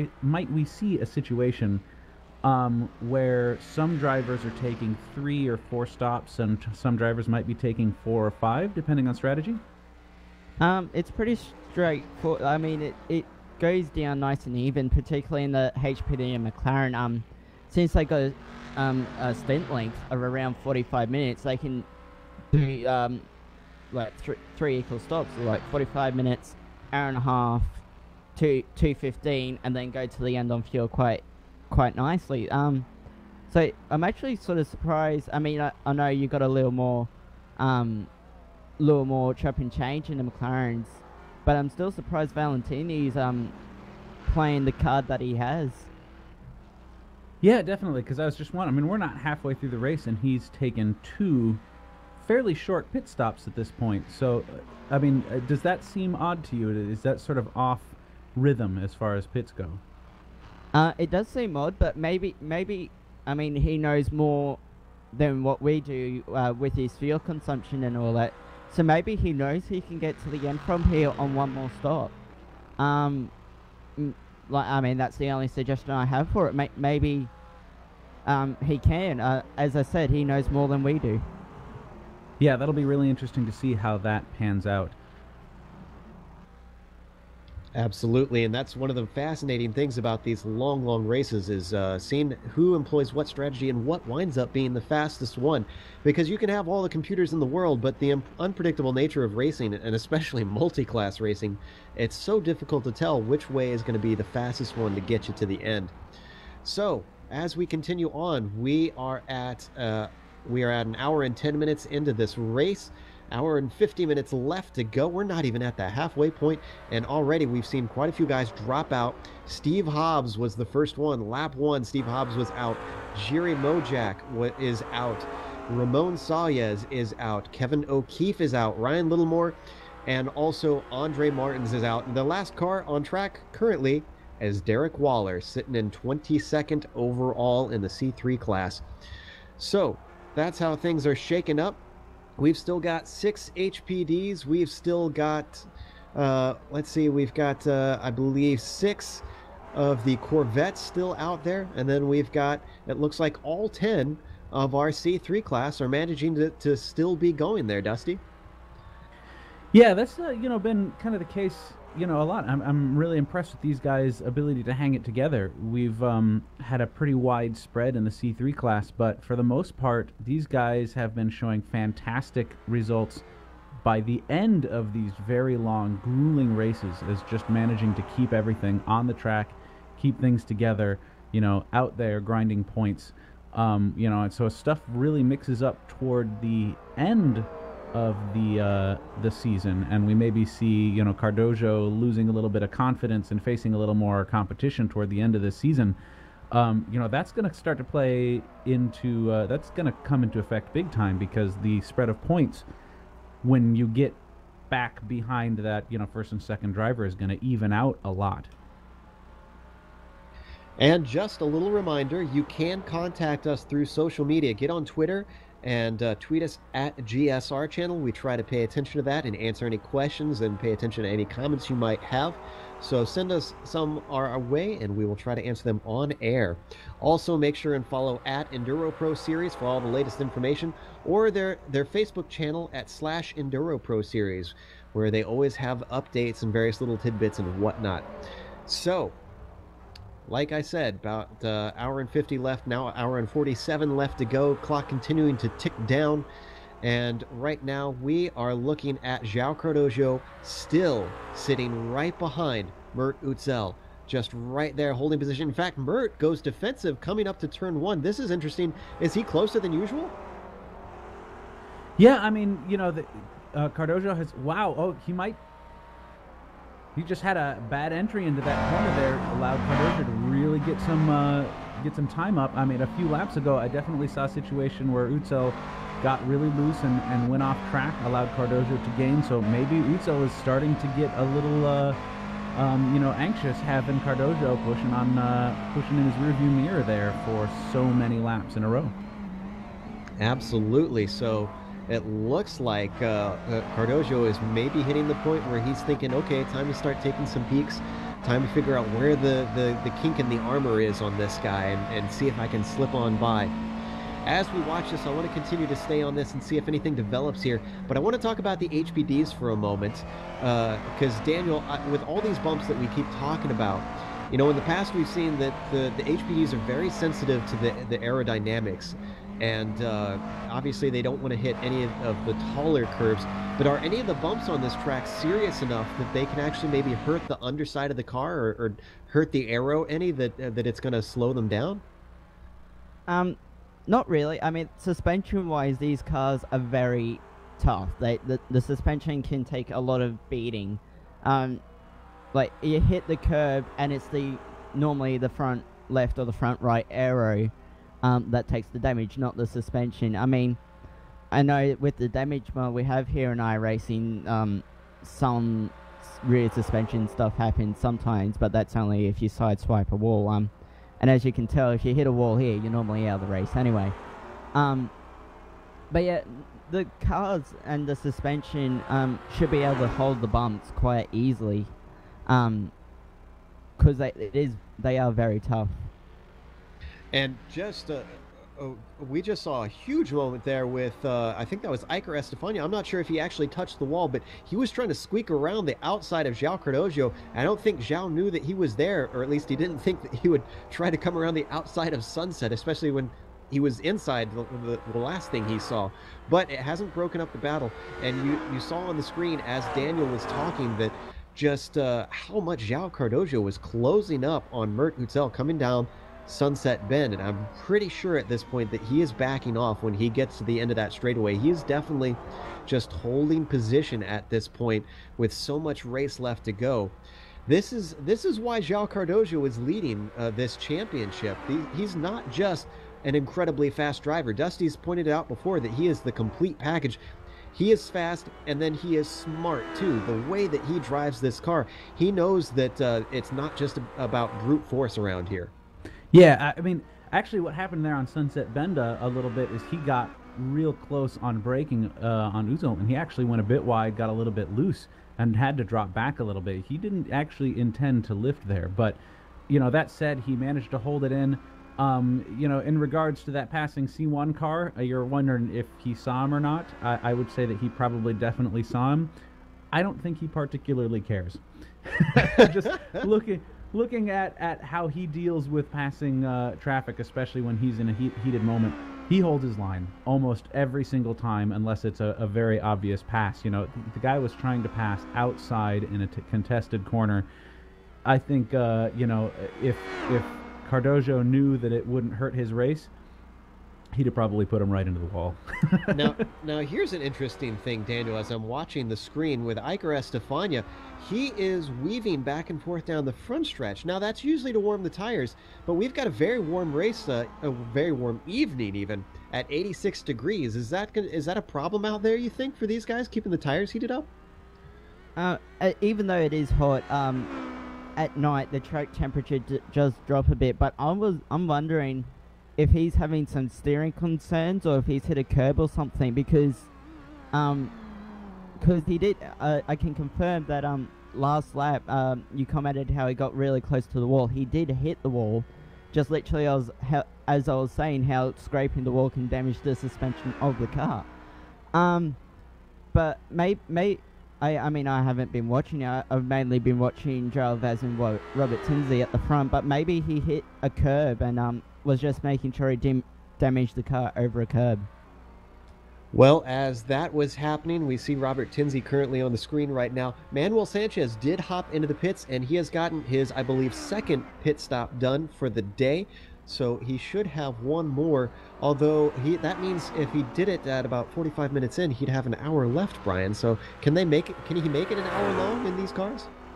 It's really it's kind of tricky. I guess it depends if you get a chance to draft someone and how you manage your fuel through the corners.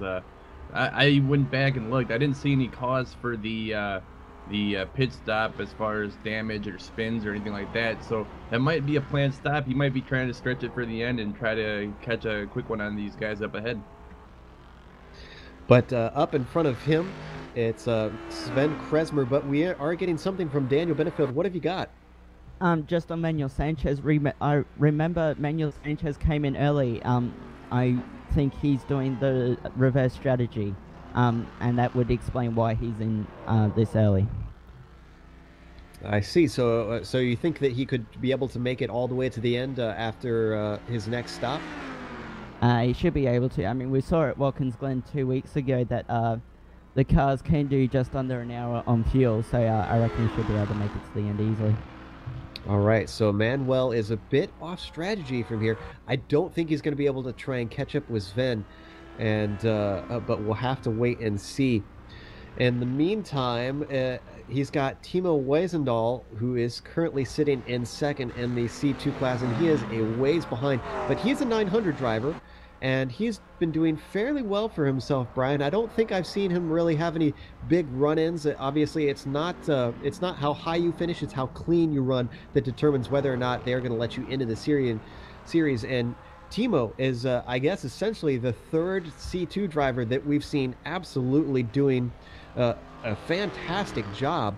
900 driver, I should say, really just being up at the front with these guys. Yeah, I totally agree, Joe. I think the 900s are the new 200s because everyone that has come in so far has been just really impressive. We've had Sven Kresmar, Fruit Manzar, we've had Timo now, and a few others, and every single one of them have been clean, fast, and consistent. And I think should this series survive and keep on throughout the seasons, these guys are going to become regulars that continue to dominate. They're just fun to watch, and they know what they do. They love what they do, and they're showing their craft very well. So congratulations to all these guys that are coming into the series. Absolutely. Now, just a little bit behind Timo is Francisco Esteve Albert. In fact, they're on the same stretch. You can just kind of see them a little bit together. I'm not sure if we can get just a little bit of a peek of Francisco down the way as now Timo comes towards Sunset Bend. So it looks like, yeah, just a little bit too much distance to see them in the same screen. But Francisco is not too far behind. And I'm not sure. Let's look at what their pace is. Francisco, 157.7 last time by. Now he's coming by the line. 158.4 this time by. What's Timo running? 157.2. So Timo was just a little bit faster this time by, although that could be by traffic. Brian, have you been watching these guys' laps at all? Is Francisco able to run him down, or is Timo running away? Well, seeing that I just saw Francisco have a huge bobble coming through the S's, I think that's going to hurt his chances. He slides a little more, trying to struggle with that grip. I think Esteve now is in the grass off to the dirt. He has traffic behind him coming, and he gains his traction back. Scary moment for Francisco as he had all sorts of headlights peering in behind him. He was lucky enough to save it, but now he has to worry about the traffic behind him, followed by Jorgen Walby, who's the next car for position. Joe, what a turn of events. I think he managed to keep it on track. I don't think he actually went fully off, but you were right. He got very slow for a moment trying to get that traction down. Like Daniel was saying, I guess with the low ambient track temperature and then dealing with the power of these Corvettes just finally got away from him. 3 hours is a long time to concentrate in these cars, especially with something as so much power as these Corvettes. I think it was David Drosh on that last that instance where we had Francisco bobbling around, but I definitely saw a Corvette trying to go 3 wide down the that back straight there going to the hairpin. Everyone got through cleanly, and it, again, I believe Jorgen got held up, so Francisco will be able to hold on to his position quite a while longer. However, with the pace that Francisco Esteve has been running compared to Timo, I think he's going to have to wait for the next pit stop because there's no way he's going to be catching up now. So the battle rages on between Francisco and Weisendahl, but that is for second and third place in that class. For first and second right now, though, Mert Utzel is still leading João Cardoso, and João is still just holding on right behind him, lap after lap, continuing to just keep the pressure on. Mert Utzel doing a fantastic job, I have to say. He is really not budging under this pressure because João has been very close. In fact, maybe taking a peek or two a few times throughout this race. We are almost at the halfway point, and we haven't really seen any huge problems from Mert Utzel knocking on that wood once again. Just really coming to the fore in this C3 class. Maybe there's something that he likes about this track. We'll have to talk to him a little bit later. Yeah, definitely. I mean, if you look at his time spread, I'd say he's probably the most consistent McLaren driver out here today. Just, you know, he hasn't set the fastest time like Valentini. I think Cardoso has a faster time and has even more recently in the race, you know, got some really fast laps in. But Utzel's just being really consistent, you know, setting times within a few tenths of each other every single lap, and that bodes very well for him, you know, for a long race like this. So, you know, we'll see. I mean, Cardoso is obviously keeping up. That's no question. When you see a driver who can just stay with him for that long, I kind of feel like he's got something up his sleeve that, you know, he's not showing his whole hand at this point. But at the same time, we've also seen Cardoso make a few mistakes throughout this race. So it might be that he's just taking it easy on this one. What concerns me is Valentini and his sort of odd pit strategy. I'm really hoping that, you know, he took that really fast first pit stop so he could get out, and I'm just hoping that he didn't come out of that going, oops, wait a minute, I needed like 2 more gallons on that one, and he might have to make 4 stops this race. It's a possibility. Right now we're watching João Cardoso get passed by Timo Weisendahl of the C2 classes. Whoa, he splits him and goes a little bit wide, so a bit of a scary moment for Cardoso, but manages to keep out of that Corvette as they went through turn 1. Now he's split these 2 C3 leaders coming around turns 4 and 5 at the moment. So as I was watching, one thing that I was kind of keeping an eye on is the lap times. Mert Utzel last time by 1:59.5, João Cardoso 1:59.4, so slightly faster. And let's look at Tom Valentini, a 2:06, although he's come to the line now. Let's see what he did. 2:04. So Those are those at 1:59.5 and 1:59.4 for both of those guys. Those are incredible times. I think those are like now probably the two fastest laps of the race. That's very close to qualifying pace for those guys. So I was just going to say that Tom Valentini was running a similar pace to those guys, but obviously these guys have started to pick it up, or maybe Valentini was running into some traffic that those guys did not. Valentini's been trying to run down Simon Carr, who definitely has a little bit slower pace, and in fact it looks like he's now getting close enough that Tom Valentini is starting to smell blood. Yeah, definitely. I mean, I'm not really sure. I'm still a little dumbfounded by those lap times. That was an incredibly fast lap for both of those guys. That's Cardozo maybe saying, "Okay, it's time to pick up the pace. I'm going to push you now," and Utzel just saying, "Okay, sure, why not? Game on." But I'm also hearing that it looks like we might have a big accident. I'm hearing from Brian back there. Yeah, I was wondering why. And we're actually on replay right now, and it looks like Jacob Groth and Jorgen Walby as. I'm sorry, maybe this isn't the replay that we want. So, no, this is Mark Mucky actually getting by C2 car. We're still trying to drag that up and see if we can go on. Go ahead, Brian. I'm sorry to interrupt.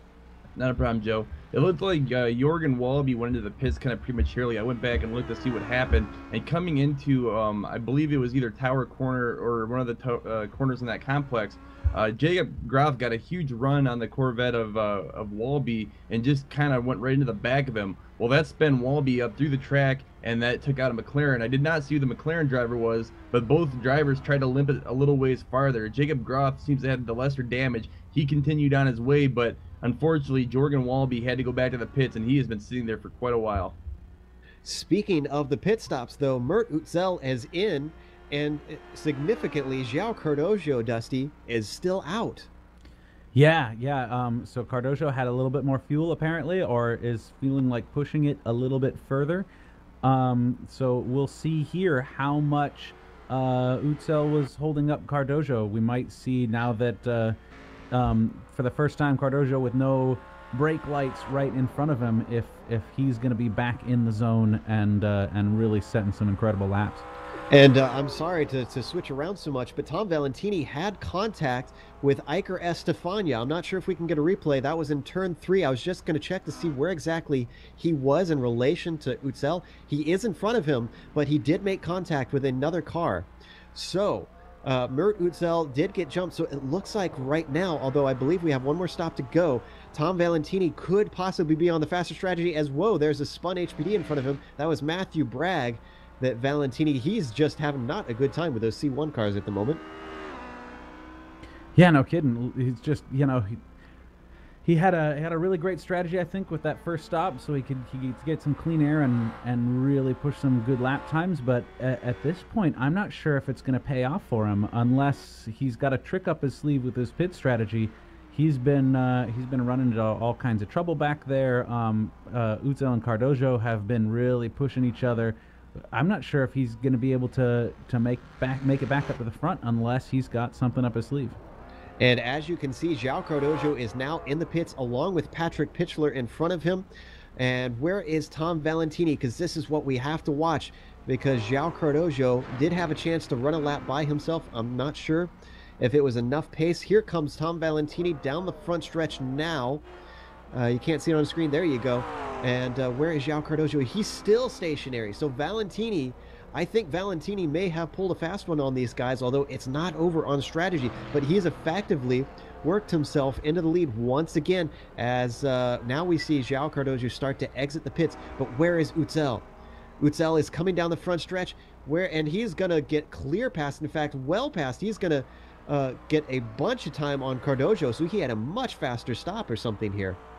Yeah, I mean, I don't know. There's still, these guys won't be able to make it to the end of the race on this tank. There's going to be one more stop, so there's a lot of variables yet to play out. Is Valentini going to be able to make it with only one more stop? That I'm not sure, and unless he's employing some different fuel curves to try to save fuel, I'm not sure he can. Now, we also you noted that Cardozo was in there right next to Patrick Pitchler. I think that's worth noting. Patrick Pitchler has been kind of back a little bit, but he's been running some fantastic lap times. He's actually got a 159.319 in there, which, again, these guys keep leapfrogging each other. I believe that is now the fastest lap for a McLaren in this race. He's got a number of laps here in the 159s, perhaps more than any of the other drivers. So, we could see a situation where we have, Pitchler suddenly back out in the front, depending on how the pits go. Excuse me. In fact, Pitchler is closing on João Cardoso. He came out just behind him, and he wasn't that close last time by him before the stops. Significantly, I'm looking at the information, we're getting 4-second gap between the pit stops of Cardoso and Utzel. So Cardoso might not have his pit stops down, or maybe he's just working on a slightly longer strategy. Hard to tell here.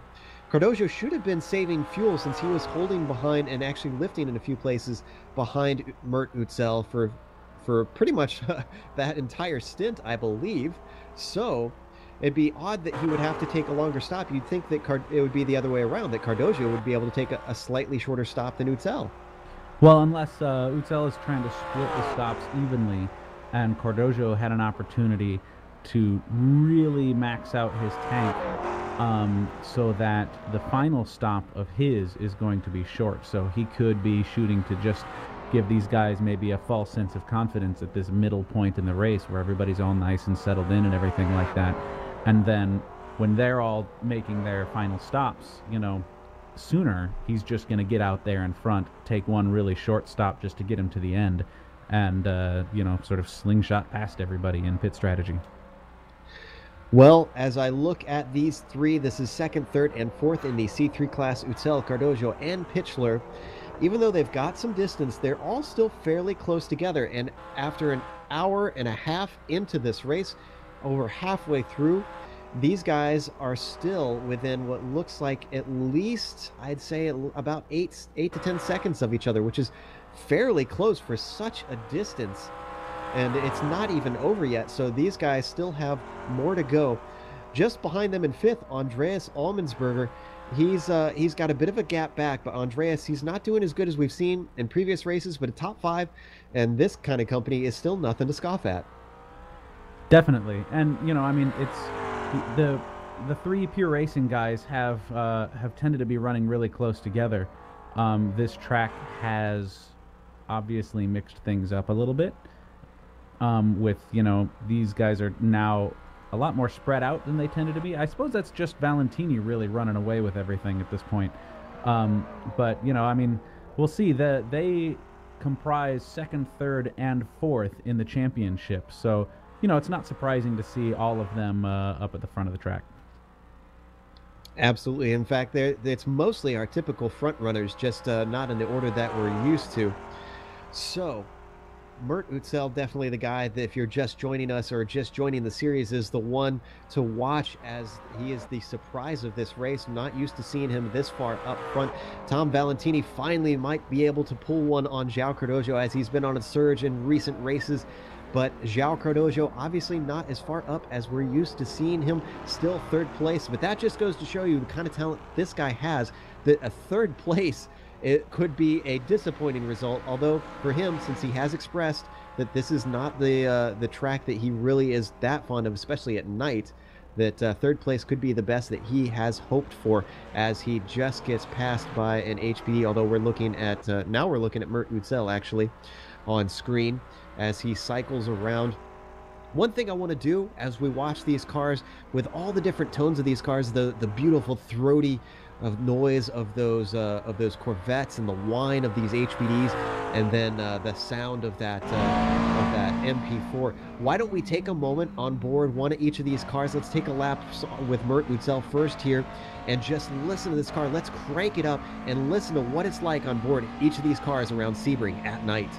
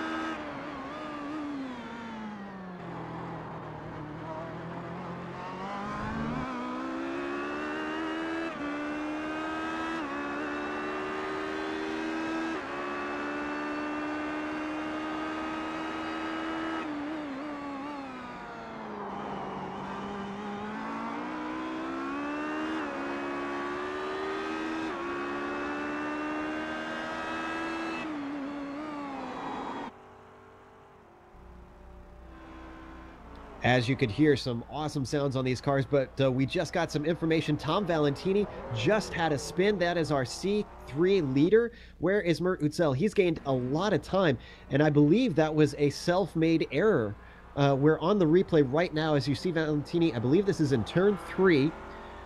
And I'm sorry. No, it's yeah, now he's in turn 3, coming through 4. Where was that spin exactly?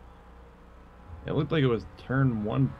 There was a Corvette coming out of the pits. I think Valentini saw him and then overcorrected, and that's what caused the spin from my point of view. So maybe we need to go back a little bit farther in replay, see if we can find that spin. But definitely has lost time, even though he's been the fastest one we've seen out there, and he had the pole. Obviously, cracks are starting to show in our leader in the C3 class. Yeah, it's I kind of worry for him at this point. I wasn't sure if he's going to be able to make it home. He's still in the lead, so I'm not sure how his pit strategy is going to play out. But with that spin there, he lost quite a bit of time. I got to give him props. He did a really good job keeping it out of the wall, and now he's coming in for a pit stop with still about an hour and 20 minutes left in this race. I don't think this is going to be his last stop for the day. And definitely not. I don't think these MP4s are going to be able to make it that long at all. This is going to give the lead back to Mert Utzel, who has put just a bit of a gap on João Cardoso, who's actually in a battle with, who is that? That's Patrick Pitchler.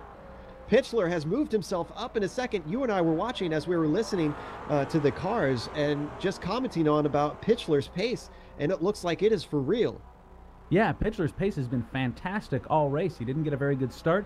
Who knows what he was planning as far as pit stops and everything like that, but there is absolutely no question he's been running a wonderful pace here at this race. I believe he has the fastest time of the day in the McLarens. We were staring at Valentini the whole time, hanging out up front. Perhaps he was just a red herring the whole time, and it was really Pitchler that is the one who's feeling most comfortable at this track once he got a few laps in. So with all this settling out, suddenly we've got a battle up front with Utzel and Pitchler. I mean, they were a bit farther back, but with Pitchler's pace, I think he's going to be able to catch up. Yeah, in fact, last time by, it was a 2 flat for Pitchler and a 2 flat 0.7 for Utzel. So that's almost a second difference between those guys. And interestingly, João Cardoso holding on to the back. I wonder if this is the ticket that Cardoso needs, since he had lost the draft to Utzel and wasn't able to hold on. He was struggling a bit on pace. So maybe Pitchler is his ride to get back up to the battle for the front. Yeah, possibly. I mean, if you've got to use the draft to stay up with the pace, the best you're going to be able to do is just hang on, because as soon as you get past somebody, they're going to be able to, use that same trick right back against you. And yeah, Cardoso is definitely not showing that he can really hold it out here on his own. So, of course, he's going to hang on here with Pitchler as long as he can, but Pitchler's pace, I think, is just going to be too much. I don't think he'll be able to hang. And here comes João Vaz as now we ride on board with João Cardoso, following Patrick Pitchler through turn 1. Just coming up the inside here should be that HPD. You can see the headlights. There he goes. Now on through up towards turn 3. Splits them for just a moment, but he's going to have to be held up. Vaz really doesn't need to push the issue here. He's got a huge gap back to second. And now he's able to cruise on by as they come through Big Bend. This lost just a little bit of space. You can see the gap is a little bit bigger now up to Pitchler. But I don't think this should be enough to negate that draft, especially once Cardoso gets to the Ullman Straight. Now, you mentioned that all you can do is hold on, but we've seen at this track as, Cardoso goes a little bit wide, gets 2 wheels off into the dirt. Got to be careful about that out of the hairpin. But the Ullman Straight has allowed some draft battles to take place on this track. We've seen in other series that cars have made last lap passes and last lap battles as they've held on, just waiting patiently for an opportunity at the end. Cardoso is the kind of smart driver that I wouldn't be surprised if he could do that. As he's trying to get back in that draft, maybe it was just a little too much. He's starting to drop away from Patrick Pitchler. Maybe Vaz has nixed his opportunity here. Yeah, this is something that that we've not seen.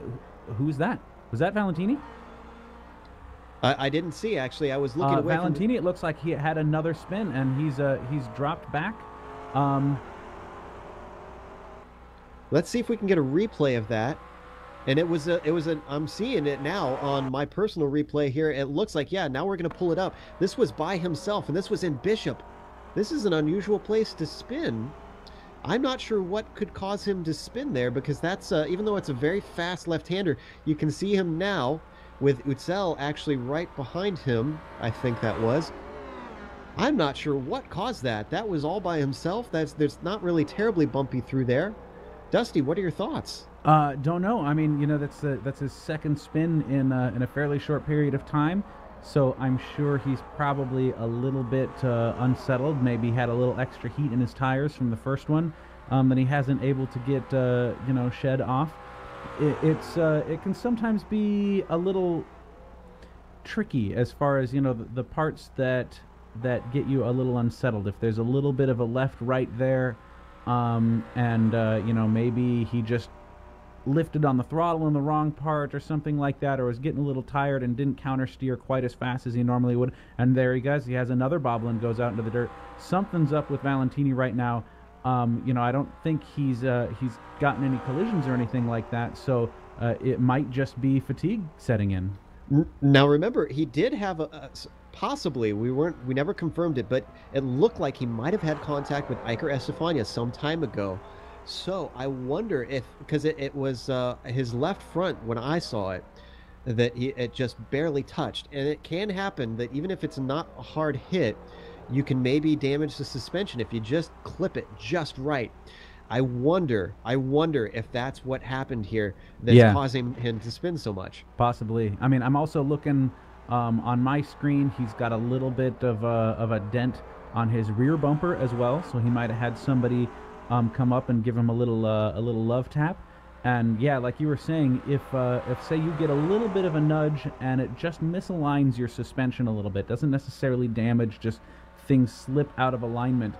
A lot of times a good driver can compensate for that pretty easily and just relearn how to drive the car. But the trick is that slight misalignment means you're usually going to be running a little different scrub on your tires, and you might build up a lot more heat in a tire than you normally would. So the real damage, look at this. He's pulling back into the pit. Something is up with his car, I think. Yeah, I'm pretty sure that's damage that he's wanting to get fixed there. So unless it's an hour and 12 minutes left. That's too long for him to make it on fuel. So it's definitely not fuel at this point. However, I do want to hop up to Iker Estefania and Mark Mucky, because it sounds like they are closing in more and more. Yes, they are getting relatively close together. This is one of the closest battles we've seen this race in C1. It all started before the pit stops. Iker Estefania pitted in a lap earlier than Mark Mucky. Then Mark Mucky actually gained a second on Estefania. He then obviously was feeling the pressure and went off the track on the exit of turn 1 while lapping a Corvette. And now the gap is only 1.7 seconds between Estefania and Mucky. This race is turning on for third. Absolutely. So that podium spot is up for grabs in C1. Just a side note, as we watch him try to track him down, Esteve Albert is in. Almensberger is in. We've got a bunch of guys. Now DeRoche is also in. And, we've got some information from Dusty on C3 on Valentini. What's going on? I was just really curious because he's been running so great in this race, and to see him spinning out like that, something was wrong. So I just started rewinding. It looks like in lap 48, and this is something I wondered, coming around Sunset Bend, he tends to clip that inside corner really, really tight. He comes very close to that wall, and he just came in a little bit too much, and he dinged his front right wheel against the wall coming around Sunset Bend. You're moving fast enough there that even a slight graze is enough to cause it. So definitely he had some suspension damage. That's why he pulled into the pits that, for that third stop, probably figuring he could hopefully get something fixed while he was taking fuel, came back out. Obviously it wasn't enough. I think Valentini's going to be largely out of this race. Oh, that is just heartbreaking to see after Valentini, I would say, would have had a much-deserved win for fighting so hard and just thinking through this race and be able to lead for quite a while. We're currently on João Cardojo watching Patrick Pitchler as he's trying to hold on to the back of that Pure Racing blue and black car. But I've also been keeping an eye on Mark Mucky and Iker Estefania. Last time by, Estefania 149.2, Mucky 149.3. Although the previous lap there was 7/10 difference between the two. So Mucky didn't quite make ground this time. But if we can hop over to those guys and see from outside their cars, they're getting fairly close. So those two guys are definitely bringing the battle on. And actually, oh no, I'm sorry, that's a lapped car just ahead of Iker Estefania. So they are coming up. Yeah, now we're on board with Mark Mucky here. And just off in the distance, I don't know if you can see it. Yeah, just that little silhouette you can see. That would be Iker Estefania, who he is hunting down. Yes, it definitely is, Joe. Last night, Mark Mucky was a tenth slower, but remember when I said when I thought the leader of the race was going to come down to how you handle traffic? I reckon that's what's going to happen in the battle for third. It's going to be how you handle traffic. These guys are relatively similar in how they handle. I think Iker might be a little bit, but it depends. I mean, we've already seen him make a mistake while lapping traffic and coming under pressure from Mark Mucky. So it should be an interesting run to the end. Absolutely, and I was just keeping half an eye on Iker as we're watching on board Mark Mucky, and I think Iker had just a little bit of wheel spin coming out of Le Mans onto the Ullman Straight. And wow, just looking at that TV shot of Mark Mucky heading into Sunset Bend, you can see how much speed these guys carry into that hairpin. It's incredible because that little right-hand kink before it is a curved braking zone, and these cars have so much downforce, they can absolutely fly through there. Same thing through turn one as Mucky goes through there. Now look at this. We can see them both on screen. He has really caught him. This battle is on. They're heading through turns 4 and 5 and now on to Big Bend. So Mucky has got a whiff. He has got a chance at trying to get onto the podium. Once again, he's gotten a few already this season. He's not the fastest driver in the series, but he's shown if he can keep out of trouble, he is a threat. He is definitely quick. It's down at the line. It was 1.4 seconds. I reckon it's even closer than that now. What I have noticed while following this battle is that Iker Estefania has a little bit of damage on his right rear. I'm pretty sure, I'm not 100% sure, but isn't that where Tom Valentini made contact with him earlier in the race? Yeah, that would be the spot. I think that would probably confirm that those two probably touched. Yes, so I'm not sure if it's affecting his downforce. Particularly the right rear wing end plate looks very bent. Mucky looks like his car is absolutely spotless, and they're getting really close now as they start to hit some more traffic.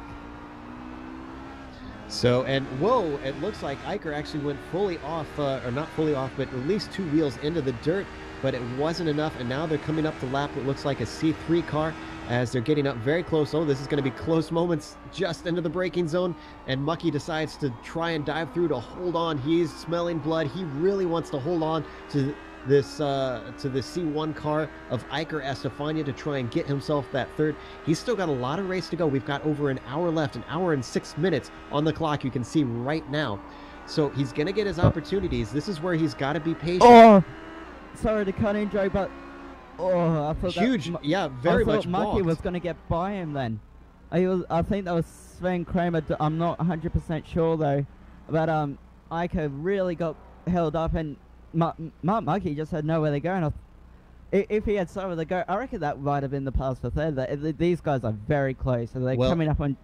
They're coming up on Jalcott also now, so it should be interesting. It's definitely not over because they, like you said, they've still got traffic here. And yeah, as soon as I heard you start to cut in, I saw exactly what you were going about. And that was a huge checkup from Estefania. And thankfully, Mucky had his head up. But right now, you can see right there, they're closing up on the back of João Cardojo. And this is in a very twisty section. So this is going to be a very good opportunity. Is Iker going to push? Yeah, this is not the place you're going to try it on up into Tower. Thankfully holds back, but Mucky now has a whiff. He is trying to get on the outside coming through Bishop. Are they going to go side by side through there? Oh, no, they are not, but they are able to get by João Cardojo, now up into the braking of 15 and 16, up towards Le Mans. He might have a draft coming down into Le Mans. He's got to really focus on his exit here. Is he close enough? He is right up on top of him. It's a draft race down to this corner. He's corner. going to defend. Marquis going to go right around the outside into Sunset Bend. This is going to be awesome. I wonder if he's going to have enough of a margin to turn in. No, they're side by side still. I think that I need to mention, Joe, don't forget these cars are highly downforce reliant. As soon as you're in that dirty air, your front downforce just goes. So, but here comes the over-under as Mucky has a run. Now he fakes. He goes to the inside up into turn 1. Is he going to have it this time? No, he's not quite there. They're side by side over the bumps. Ike is wide. And he's going to use, I'm not sure which pure racing car that is, but he's going to use it as a pick. Absolutely. Marquis is up to 3rd. Great job by Mark Mucky. Just fantastic racing. Really good strategic racing to try and get his car up there. Now it looks like he's actually even got, it looks like that pure racing car has balked, Iker just a little bit more. So now he's got a gap even. This is going to give him the chance that he needs to run away. It was Andreas Arnsberger in the pure racing car, Joe. And yeah, he's definitely got a couple of seconds, or I'd say at least a second and a half over Iker now. And I wouldn't be surprised if we see Marquis pull away, because we know Iker's got damage, and it was quite easily seen that Marquis caught Iker on pure pace. And I got to give a lot of credit to Mucky. He's not been showing up at the front except for, you know, when cars start to drop out. But this shows what kind of driver Mucky is. That was just really heads-up driving. I was incredibly impressed with how that, I mean, that was a situation that could have so easily gone wrong, not only dicing side by side, but then to have another class car start to come into things, Daniel. This guy has got good things coming if he keeps driving like that in this series. And it was very good, the way he took the overtake. Yeah, he was on the outside for Sunset, but the way he dummied to the outside going into turn 1, that was brilliant. That was a brilliant piece of racecraft by Marquis. It was simply awesome. There's no other way to describe it, really. Shades of Nigel Mansell at Silverstone. Good stuff from this guy in the C1 class, and able to get himself onto the podium to boot with that. If he can hold on to that, he deserves to celebrate with some champagne after this thing. So Mark Mucky making his way up. Just a bit ahead of him, actually a little bit more than just a bit, about a half a minute, is Robert Tinsey holding on to second. Now this guy's been running just a bit of a quiet race. He had a sniff at João Vaz just a little bit earlier, possibly I think during the second stint of this race, but he has very much dropped back. He's about 37 seconds back from João Vaz.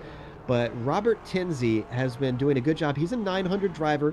We saw him run into just a little bit of trouble with aggressive driving in last round 2 weeks ago at Watkins Glen, but I haven't really seen a whole lot of him, even though we haven't put the cameras on him much. But you got to tip your hat to Robert Tinsey here, Daniel, for being able to get himself up in the podium position. Oh, definitely. If you remember, both he and his TNT teammate Jacob Groth had an issue at Watkins Glen with what we suspect was set up. He's definitely got the setup hooked here. I mean, yes, he's 37 seconds behind João Vaz, but we've seen in this series that João Vaz, in hindsight, is in a complete league of his own. But there have been little spots where João Vaz has come under pressure, particularly early in the race from Robert Tinsey. I mean, it wasn't until the first stop that he really had a good lead, and enough of a lead to really relax. Yes, João Vaz is looking to make it, I believe this will be his 5th win in a row if he can hold on to this, as he has just a little bit of a slide heading through Tower there. So, it looks like we're checking out what happened here. We were getting word that Patrick Pitchler has dropped back, even though he was fighting and actually had passed João Cardojo in C3, but now Patrick Pitchler is back into 3rd.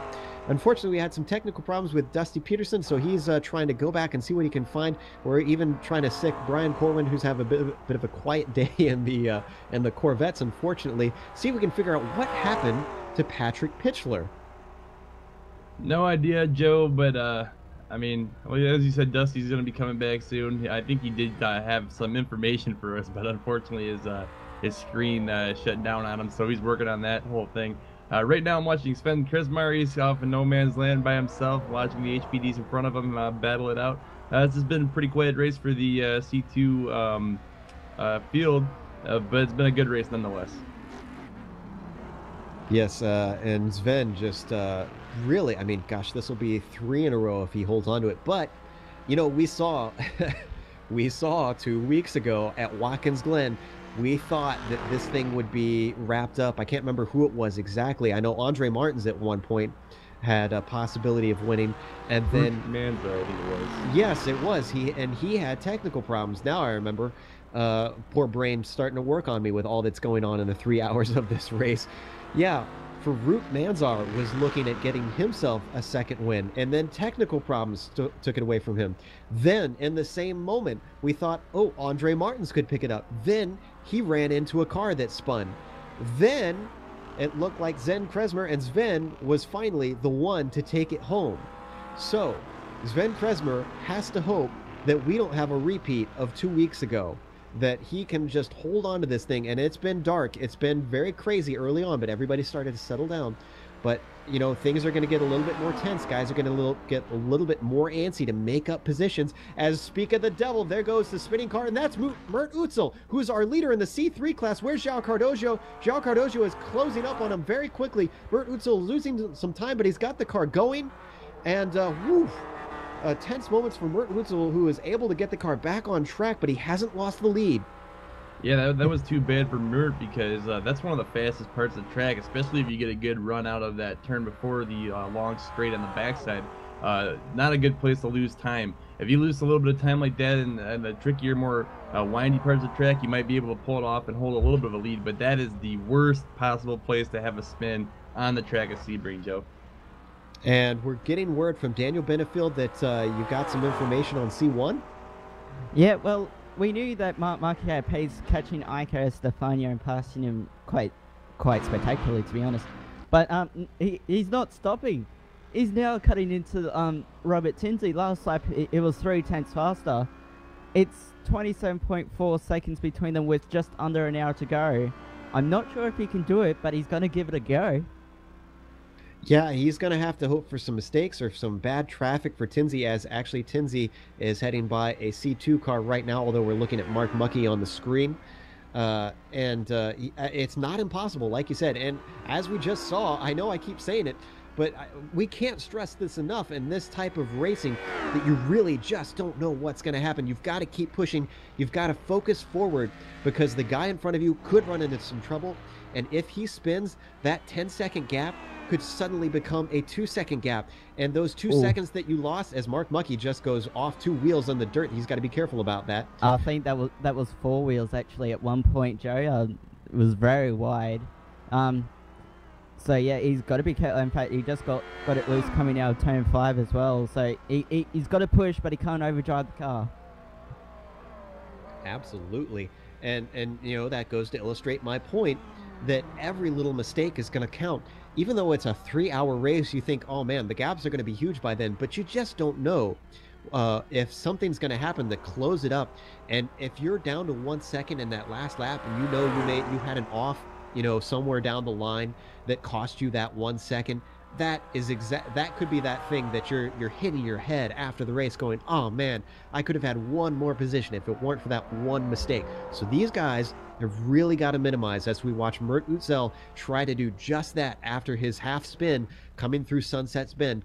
But he's still holding on to the lead, still holding off the current dominant force in this championship, João Cardoso. This could be the first person that we have win a race besides João Cardoso in this C3 class, as now we watch Patrick Pitchler in the pits. Yeah, the interesting thing, you go back, I was actually watching Cardoso when Utzel had that spin, and you know, you're talking about every little mistake. What happened was Utzel had a spin, and at the same time, Cardoso got super loose going through Sunset Bend, enough to where I think he actually lost a couple seconds in that corner. And that allowed Patrick Pitchler to start making up time against Cardoso. And before he pulled in the pits there, he was he was close enough to really start getting him into his sights. And another lap or two down the road, he might have started to get into the draft there and really pulling in on him. 55 minutes left to go on the clock. We are in the final third of this race. Guys are going to start doing their final stop. Patrick Pitchler, he is good to go to the end of the race. The question is, where is he going to come out when everybody else starts to employ their strategy? If they come out ahead of him, then he's got to do it on the track. He's got to make the pass right there in front of him. So, as it starts to play out, we are seeing guys start to shape up where they are. João Vaz is leading in C1 class with Robert Tinsley behind in second and Mark Muckey completing the podium. Sven Kresmer is leading the C2 class in first over there, with Manuel Sanchez sitting in second. We haven't seen a lot of him this race, but he's worked himself up there through his alternate strategy. Francisco Esteve Albert completing the podium in C2. Mert Utzel with a dangerously close first in C3. João Cardoso trying to make it 6 for 6, trying very hard despite having trouble in this race. And Patrick Pitchler currently sitting in third. We are going to go to break just for a moment as things start to play themselves out and we see Paulo Martins head into the pits.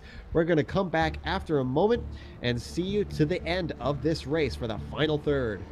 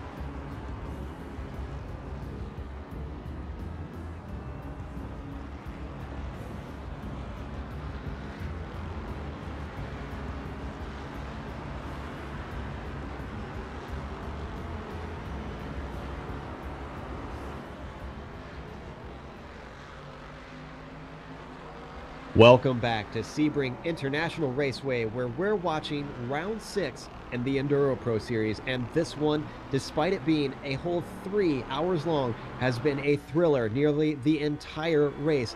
A lot of action, a lot of swapping of places, a lot of unpredictability for these guys. And we're currently watching João Vaz, the overall leader, excuse me, lead the way with over a 30-second lead. So he has got a comfortable one, but elsewhere it's been interesting, especially in C3, where Mert Utzel just gave away the lead for his final pit stop with 50 minutes left to go. Yeah, we saw, before we went to break, we saw Patrick Pitchler, who was looking pretty good there for a win until he had a sort of mysterious spin and dropped back to third. Now, he had to take his pit stop first, and at this point in the race, that does not bode well for him. That means he had to take more fuel. It was a longer stop. Mert Utzel then pitted second, so he's all topped up now, ready to go to the end of the race. But the scary thing is João Cardoso is still running. He has not taken his final pit stop. What that means is, of all these guys up at the top of the pack, he's going to have to take less fuel to get to the end of the race. So if he's very good at calculating fuel or has some pit crew that's doing that for him, that means there's a pretty good chance that he might be able to jump all these guys and win this thing just because of his pit timing.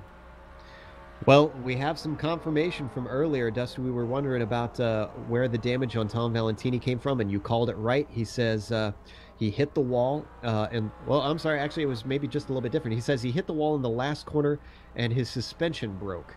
So, Tom Valentini obviously is done for this race as his car slips down through the timing sheets.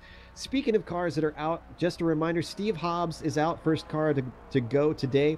Jiri Mojak is out. Ramon Salya is the only HPD, interestingly, for us to lose so far. Kevin O'Keefe is gone. Ryan Littlemore is gone. Andre Martins is gone. Diego Albuquerque has exited the race. Jorgen Walby is gone. And Tom Valentini, also Andreas Almensberger. So the pure racing guys are starting to drop. And as before, Derek Waller, because of just being able to keep it on the track and pointed forward. Last time we saw him, he was in 22nd position overall. That guy is in 18th. Derek Waller, well done for keeping it going and continuing to pick up positions as this thing goes on. So, great job to Derek. Too bad for Jorgen Walden, too, if you guys remember that, the incident he had with, I believe it was Jacob Cross. He got collected coming out of one of the tighter corners of the track and unfortunately was spun around. Afterwards, a McLaren hit him in the rear where the Corvette has a giant cooling fan that sticks out like a sore thumb. Unfortunately, a few laps later, something with the radiator unit, the cooling unit in the car looked like it shut down a little bit. He wasn't smoking, but he was definitely losing a ton of pace. Then he pulled into the pits and called it a night. So just the nature of the beast in multi-class racing. Sometimes you have to retire due to factors out of your control, but that's just part of the fun. And back to you, Joe. Well, currently we're on board with Mert Utzel looking at his rear wing, but also looking at Patrick Pitchler. This is the guy that we were thinking earlier we might have to watch out for because he started making pace and his strategy was coming to fruition. Remember, he's done his last stop, so has Mert Utzel, and now we're on board with Patrick. He is right on top of him. If I recall, last time before those two made their stops, and actually... Well, I got to jump in here a little bit. Cardoso is in the pits. So I want to see what happens here because he's had the last pit. He's going to have the shortest of these final pits for the C3 cars. I want to see where he comes out. He's still in the pits right now, but he should be pulling out any second. I want to see where he comes out relative to these other two cars. He's just exiting right now as we see him on screen, and we're watching the other two come down the front stretch. Yes, it's going to be incredibly close. Could we have a three-way battle for the lead? No, he is too late. These two have gone by. But he could start to catch up. I'm not sure if maybe his pace will improve. But right now, Mert Utzel is very much under threat. Patrick Pitchler, who has been trying to get his first win in this series all throughout the season, but just could not touch the dominance of João Cardoso, might have him out of the way. But Mert Utzel, who is just absolutely coming to the fore, is going to be just as hungry. These two have 45 minutes left to go for racing, and they are within less of a second of each other. So this is going to be incredible. Oh my gosh, I know. I can't wait to see how this plays out, because Patrick Pitchler is the guy that we totally did not count on all the way until this last third of the race, and now he is looking like a good threat for this win. Yeah, after all the mix-ups with the pit stops and people spinning and everything like that, that had spread these guys back out. The one thing that Cardozo needed was that final pit stop to happen really, really quick, and he did. It wasn't quite enough to close up the gap on these guys. Now, with them battling up at the front, there's a good chance they're going to start slowing each other down, because they're really fighting for the win now. There's no more pit stops to go, so there's no more strategy involved. It's all driving. That means Cardozo might be able to catch up to these guys. We could have a three-way battle for the lead in a series that has been just dominated by Joao Cardozo this entire time. Just a quick aside as we continue to watch this battle with Pitchler trying to hunt down Utzel. Mark Mucky has gone into the pits, and Iker Estefania both are third and fourth. Oh, and could we see a pass here around sunset as Pitchler looks a little bit on the inside, but he's just a little too tight? Is he trying for an over-under? Is he looking for a wider line on the exit? It looks like he got a decent run, but it's not quite close enough. Now, this is where I wonder if we're going to see a slightly different driving style from what we saw from Joao Cardozo. Joao just holding on to the back. Is Patrick Pitchler going to be much more of an attack driver? We'll have to wait and see. Yeah, I mean, you know, it was earlier in the race. Cardozo, he's a strategic driver. You know, he was probably playing it easy. We could see very different driving from both Pitchler and Cardozo at this point. You know, we haven't seen Pitchler. Well, we have seen Pitchler up in the front, not in the lead. Pitchler, interestingly enough, is actually in the second position as far as the overall points leadership. So Valentini dropping back, giving Pitchler a chance for the lead. That's the you know, probably the best chance of anybody possibly knocking Joao Cardozo off the first place for the championship. So this definitely makes things a bit easy, or a bit more interesting for the series as a whole. But we haven't really seen, you know, Pitchler fighting for the lead, and we definitely haven't seen Cardozo fighting for the lead. So I want to see over these next 30 minutes or so if we see a different style of driving for Cardozo. I want to see if he's got some fight in him, because so far we haven't seen him in a position where he's had to bring that out. Definitely, and we're still on board with Pitchler now, trying to run down Mert Utzel. Not able to really make a whole lot of ground in the twisty section, although, he overshot the corner, outbraked himself coming into Le Mans, and that's exactly when he doesn't want it. And now you can just see the distance start to grow as Utzel, with a better exit out of Le Mans, is just really lengthening that gap. That's really the place where you want to focus on the exit. But Utzel has been taking a very wide line. I wonder if he's trying to really get himself, again, a very good exit coming onto the front stretch all the way up to the grass for both of them. But Patrick has been able to close up by keeping it a little bit tighter on the first part of that little hairpin. Yeah, I mean, he enters really narrow, and I think Utzel has the right idea there. He's trying to take it with a little bit of later apex and trying to get as much exit speed as possible in that part of the track, because that's one of the bigger passing zones of the track.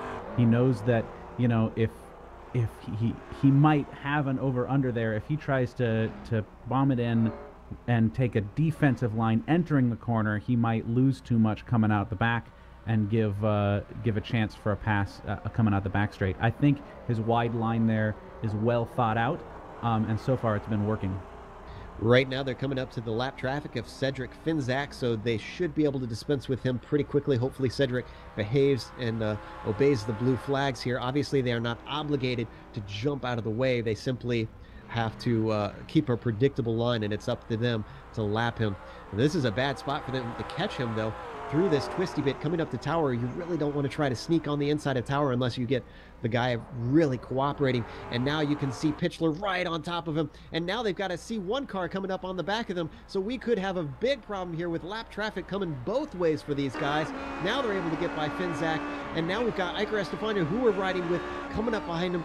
He thankfully holds back. I think he knows that this is a battle for the lead here. He's being heads up, just not trying to pressure these guys when they don't need it. They've already got enough to deal with. Now he's going to be able to accelerate by down Ullman Straight. And his Pitchler got to run. He's very close. Eicher is going to get by on the inside as they head towards the braking. Pitchler.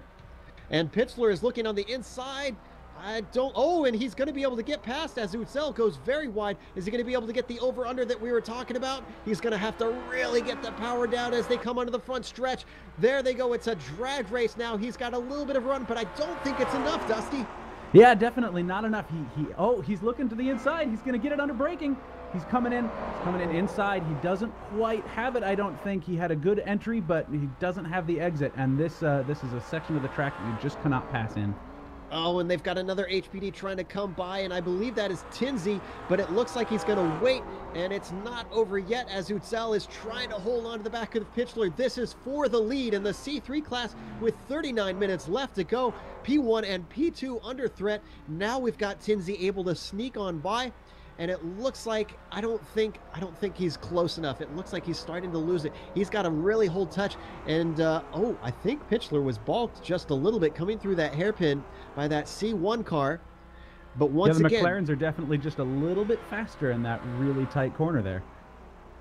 And not quite close enough for Mert Utzel, who's holding on to second place right now. Pitchler, this is the first time we've seen him in the lead. Has he got the pace? This is the critical moment where he's got to get away from that draft and try to get himself some breathing space as Mert Utzel just misses the apex coming around Tower, and that's going to cost him a little bit of time coming through Bishop. Yeah, I mean, Pitchler, I think he definitely does has the pace. He's pushed up clear from the back. That's even including a pretty nasty spin, though Utzel has had one of those too. The interesting thing is that, Cardozo, of these three guys, has not had a fairly large spin, so he's either lost some decent time in the pit. Oh, what is this? Utzel is out of gas. Oh my goodness. What happened there? He is slowing a lot. I'm not sure. Maybe he had a bobble coming into that corner? No, you're right. I think he is out. Maybe? Or no, I bet you he had a cut course. Oh, that could have been it. Okay, I was looking. I didn't see him really. No, I'm looking there. He was definitely inside the course, unless it was a couple further turns back. But oh, I see. It was a couple before that. Yeah, he definitely got in a little tight. It was a few of those curves back. I don't know the name of that one, but yeah, I think he probably had a penalty there. And this is exactly what we've been talking about, minimizing the mistakes. That's really where we've seen the drivers that win these races, how they win them. The guys that stay out of trouble, that aren't making contact in traffic, keeping it, on the black stuff. Those are the ones that have gone on to win these races. And right now, Patrick Pitchler is doing that. He has really just been running a barnstormer. And absolutely running a fantastic race, currently sitting in the lead in C3 and starting to run away with it. Yeah, I feel terrible for Mert here. He has really led this race. It's been a very, very strong race for him the whole time. I mean, Pitchler has a pace that is hard to argue with. But for all that, Utzel managing to hold off Joao Cardozo this entire time. Making good calls on the pit strategy.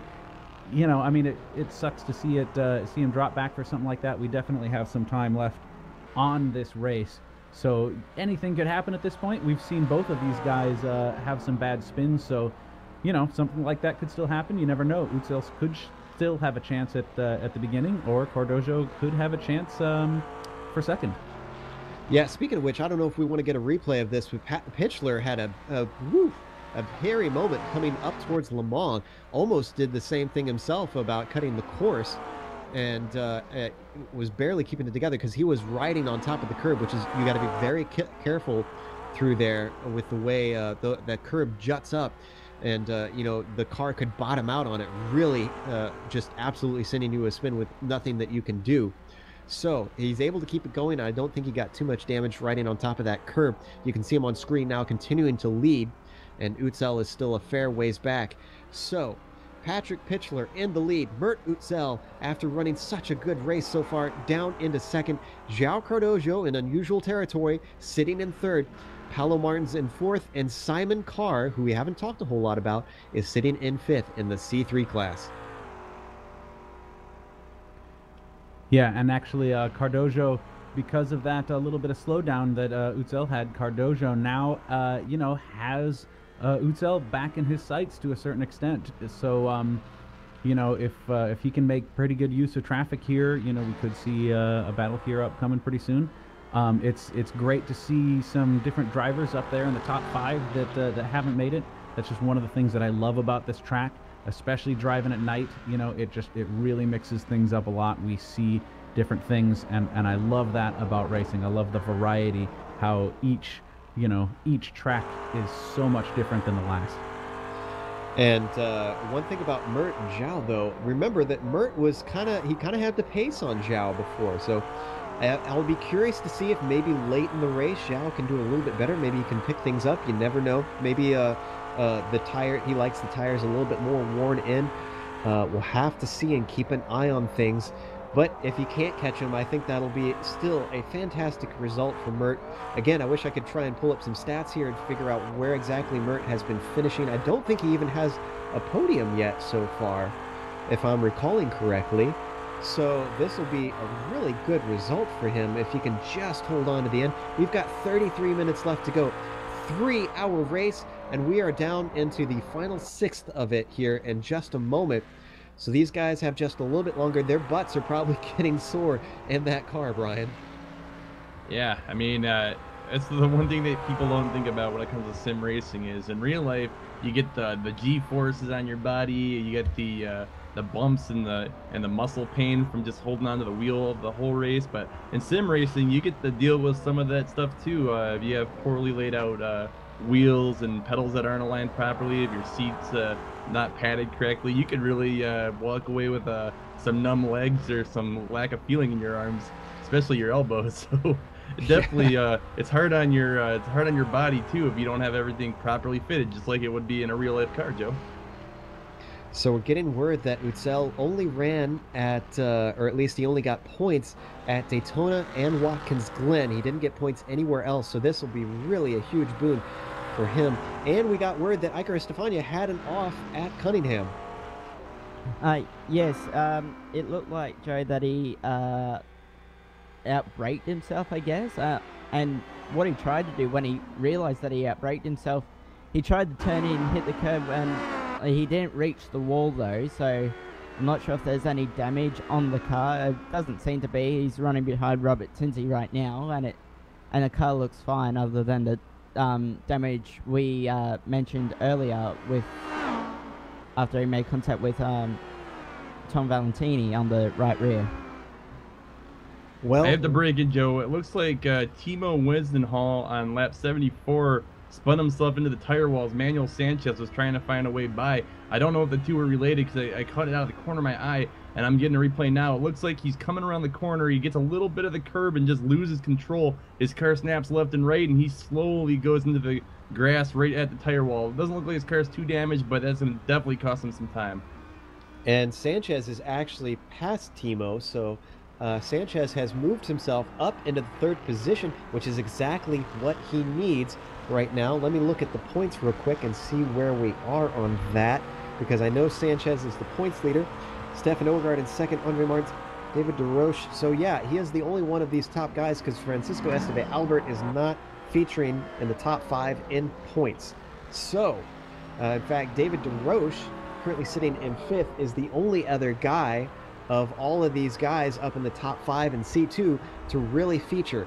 Manuel Sanchez is kind of getting away with it here, getting a 3rd place and not being able to be up front. But that goes to show that consistency still counts for something when you don't have one dominant person like we've had in C1 and C3, that you've just got to hold it together, despite Sanchez only having, I believe he's only got 1 win, if that. I'd have to go back and check those stats. Joe, just an update on the incident that just took place. Timo Winsdenhall spun on his own. There was no contact with any other driver. He just snapped around and hit the tire wall, and he went and made a pit stop. And now it looked like a routine pit stop. It was very short compared to what it would have been if he had more damage. So it looks like he's going to carry on with Manuel Sanchez and David DeRoche both on the same lap as him.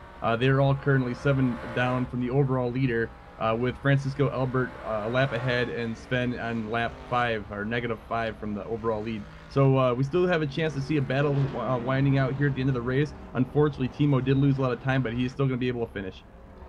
Here's an interesting fact. If we could get on Sven Kresmer, let's see if we can see them both in the same shot. Yep, there you go. You see that car in front of Sven? That would be second place. This is how dominant Sven has been since he joined this series back at Laguna Seca. So Francisco Esteve Albert about to go a lap down, even though he's in second place. So Sven is lapping the entire C2 field here. Very impressive run today for Sven. He is very quick, we know this, but the fact that he has lapped the whole entire field at Sebring at night with the traffic the way it's been is just spectacular. So hats off to Sven. He is having a great race. And in the meantime, it looks like João Vaz and Robert Tinsley have yet to do their final stop. We believe they need to do one more. Tinsley is, wow, okay, Tinsley lost a lot of time somewhere along the line. Last I looked, he was about 37 seconds back. Now he's 55 seconds back, a whole minute. So Vaz is putting the paces on the rest of the field here, which has been the case for quite a few races, but doing so with gusto here at Sebring at night. Robert Tinsley currently on your screen, ticking off one more lap. In fact, 82 laps down. Whew. That is, with how almost a 4-mile course, 82 laps is a long ways. These guys have really been rifling them off and just running some incredible pace around here. And I'm very curious to see how it'll play out with these final stops. These guys are going a long time for this final stint here, or at least second to last stint, I should say, with less than a half an hour to go on the clock. So we're down to the last sector of this thing. Last driver on the course, just because I want to give him just a little bit more screen time. Let's go to Derek Waller, just to give him a little bit of kudos here. This guy, Derek Waller, currently sitting 18th. He's got quite a ways to the next guy up, but Derek has just been trudging along, hasn't really had anybody to pass, but he's been ticking off the spots. In fact, excuse me, sitting 18th overall, he qualified dead last in 30th. So once again, Derek, well done to just keep plodding along and getting those point spots, because I believe he is going to be up into the points just by being able to keep it on the track.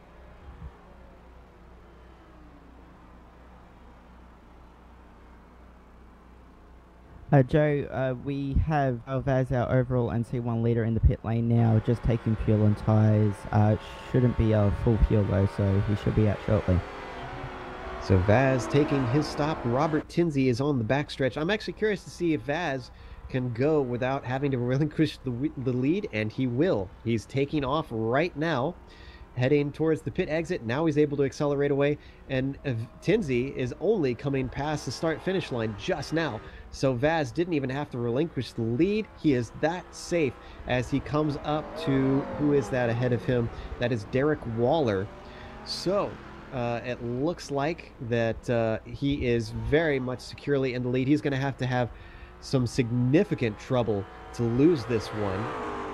And also, I would like to point out, I was thinking about the point situation with C2 and with Manuel Sanchez. We don't even have Stefan Overgaard here today, who has been doing a fairly good job, who had the drive of the race last race at Watkins Glen, even with a hangover. He's one that I want to see come back and try to challenge and see if we can make this close, because currently C2 is the closest points race that we've got at the moment. Tinsley gap is only 6 seconds we're hearing at right now, but Tinsley still has to make his stop, so that is going to widen at some point in the race. With 25 minutes left to go, he's still got to get in the pits, get that last splash of fuel.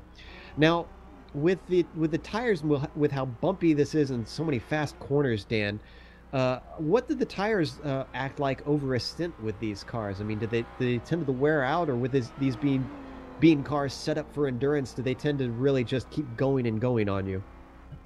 The latter.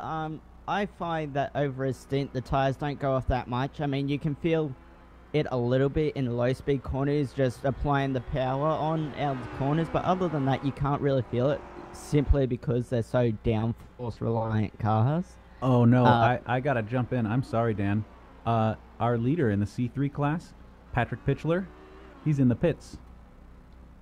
Interesting. So did Pitchler run out of? Was he finding his fuel strategy not working, or what exactly happened there? I kind of wondered. Yeah, it looks like, yep, he just took a little splash on fuel, so he was either using more than he thought he was, or maybe from the beginning he was going for a four-stop strategy, and it just it didn't play out. I don't think he's going to be able to hold it at this point. This puts Utzel back in the front.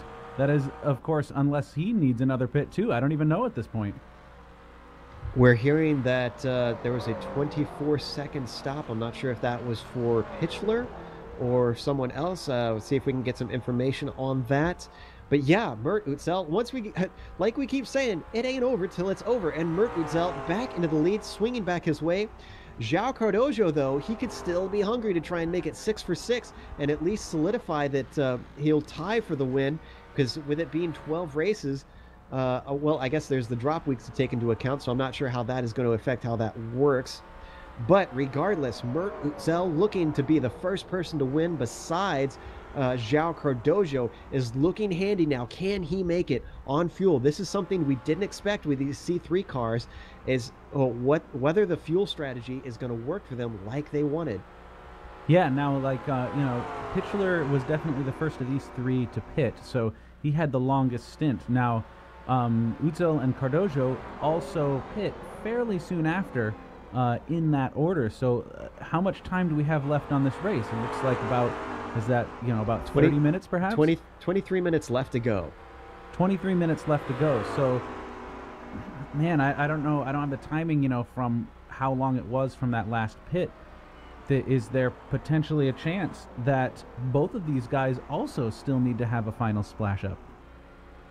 Oh, that's the million-dollar question. And after 3 hours, still don't know who is going to win this thing. Mert Utzel currently leading, João Cardojo sitting in second. Patrick Pitchler has moved himself down to third. Paulo Martins is behind him, but I don't think Martins is going to have the pace to try and run him down, although he's fairly close. And Pitchler is obviously a long ways back, almost half the track behind João Cardojo at this point. And we can't discount traffic with these guys. With all the cars still, 18 cars still out there, it's still fairly fair few to possibly throw a wrench in the cogs and throw these guys out the window. So, 22 minutes left on the clock. Mert Utzel leading in C3, Sven Kresmer leading in C1 or C2, and João Vaz leading in C1. And it's still not sure who is going to win in C3 or any of these classes, really, because we don't know what's going to happen in these last 20 minutes.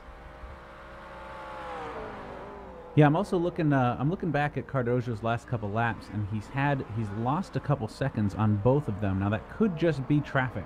I really want to see what happens with his lap time on this next lap. 2 seconds is a lot for him to lose on traffic, just because he tends to be very aggressive about holding his line. So I wonder if he sees these other guys pitting. He pitted last on the last one. He might be going for a really tight sort of fuel sort of situation. Could be a chance that maybe he's running a more economical fuel. Yeah, there again, another 2 minute 2 seconds 0.3. His last 3 laps have been 2 seconds slower than his average. What are the chances that he's trying to make it to the end, knowing these other guys are probably going to have to stop one more time? He's dialed his fuel curve back so that he doesn't have to make that final stop.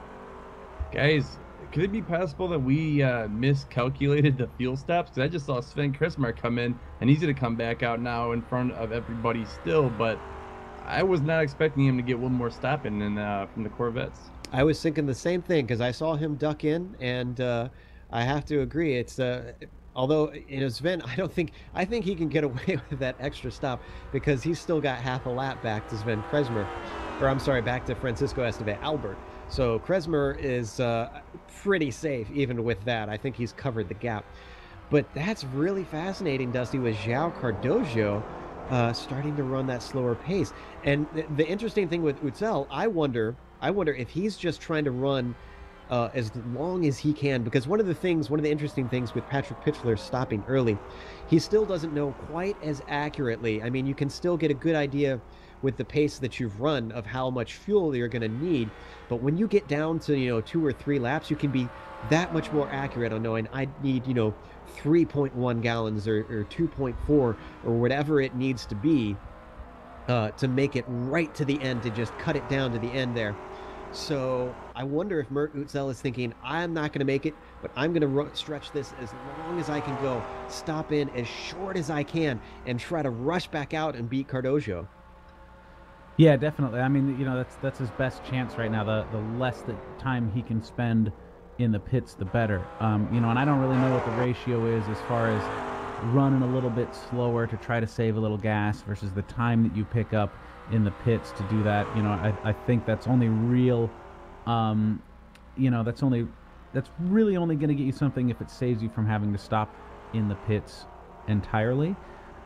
So we'll see. I mean, he's obviously pushing fast. He's still running 159s, so he's staying on full race pace at this point. Patrick Pitchler is going to be making up time on Cardozo here, with Cardozo running slow laps. Yep, that's another 4 laps in a row that he's 2 seconds back. For the people that aren't necessarily familiar with these cars, with the McLaren has an option that the driver can set in the car at any point during the race. He can pick different fuel mappings. So it's a fuel injected engine, and so he can tell the computer to change like the fuel ratios and how much fuel it's dumping in based on RPMs and everything like that, just like on a real car. So there's basically 2 settings, one of which is the make the car go as fast as possible setting, and then the other one is sort of an optimal fuel efficiency setting, which gets you most of the way to race pace, but it saves a bit of fuel. So if a driver thinks that he's not quite going to have enough fuel to make it to the end, obviously it's beneficial for him to finish a little behind than get stuck out in the middle of the track and run out of fuel. And I'm positive at this point that is what Joao Cardozo is doing. He's dialed his computer back, so it's giving a little less fuel to the engine, so he's running a little slower. I think he's going to try to make it all the way to the end without stopping. Is the make the car go as fast as possible setting, is that the technical term? Yes, that's the way it's listed in the driver's manual. I'd love to hear that one over the F1 radio to call to one of the drivers. One thing to watch out for, though, Utzel and Pitchler. I mean, if Utzel is going to run out of gas, then they are essentially on the same strategy, even though they are first and third and they're ways apart on track. But looking at the lap times, last time Patrick Pitchler 1:59.8, Mert Utzel a 2 minute, and he's actually just crossed the line a little bit ago. So he's actually, let's see what it is this time, because Patrick Pitchler is coming up the line now. So let's see what it is when he comes across. It looks like 1:59.9, so just slightly faster. And remember, Mert Utzel was was behind Patrick Pitchler at the stops. There was a bit of a gap. I believe it was maybe about 5 seconds from the mistake, the slowdown penalty that Utzel had to take earlier. So Utzel has to be running, if he's running the same strategy, he has to take a splash and dash. He's got to start running faster laps than Pitchler, or else Pitchler is going to be able to jump Utzel once Utzel comes in for that splash and dash. Even though we still don't know if those guys are going to be able to beat Joao Cardozo, or if Joao Cardozo is going to be able to make it to the end of the race here. So it's all up in the air. And we're getting word, Dan, we hear that Joao Vaz isn't having it his own way either. Yeah, even though Joao Vaz has over a 1 minute lead, he is still pushing the car to its absolute limits. So he just dropped the wheel off through turn 1 again. But coming into turn 15, it looked like he might have hit the curb on the left on the brakes, and the car snapped sideways. I don't know how he held it together, but massive sideways moment, and then he almost cut the course in correcting the mistake. So he's still pushing hard, even though he's got over a 1 minute lead with just over 15 minutes to go. Yeah, I'm impressed that he's taking those sorts of risks. But again, One thing that we haven't touched on, even though we've mentioned that these guys are dealing with some physical fatigue, is the mental fatigue. It's a lot easier to make mistakes after 3 hours of driving. Yeah, definitely. I mean, particularly in the HPD as well. I mean, you're dealing with two slower classes in traffic, plus you some of these corners you're taking over 200 k's an hour or 100. I don't know what it is in miles an hour. Sorry, and plus you got all the fuel strategy, plus all the tire strategy, plus the biggest thing of all, and we've mentioned it heaps of times. It's at night. You've got the visibility is so low, particularly. I mean, front straight's pretty decent, but other than that, it's so dark. It's such a physical and mental strain on the drivers. Very much so. And we see Jalvaz now in that lit area heading by the start-finish line, which must be a welcome bit of light as now he plunges back into the darkness heading through turn 1. And yeah, just so tough. And driving basically via muscle memory at some points, the way that you're trying to make it around for 3 hours around this place. So, João Cardoso still out on track, a 2:01.7 this time by for C3. Mert Utzel 1:59.7. Patrick Pitchler 1:59.4. So Pitchler still running slightly faster laps. He seems to have the pace of these three guys, which is interesting because Pitchler qualified 4th. So he was a little bit faster than João on a one-lap basis, but he was slower than Mert because Mert himself qualified 3rd. So apparently Pitchler is just that little bit better at the race pace and running those fast laps, lap after lap after lap. Yeah, absolutely. And he's been doing that this whole time. If he didn't have that one nasty spin, I think he would be, he would be way out in the lead at this point, or at least battling with Mert. Now, of course, that's also with the understanding that Mert might still have to pit one more time in this race, which I can only assume based on Pitchler having pit and Cardoso now taking countermeasures against running out of gas in the hopes that he won't have to. I can only assume that Mert has to take one more splash and dash before the end, which is definitely going to put Pitchler out in the front. Now, I'm kind of curious, how far behind Cardoso is Pitchler right now?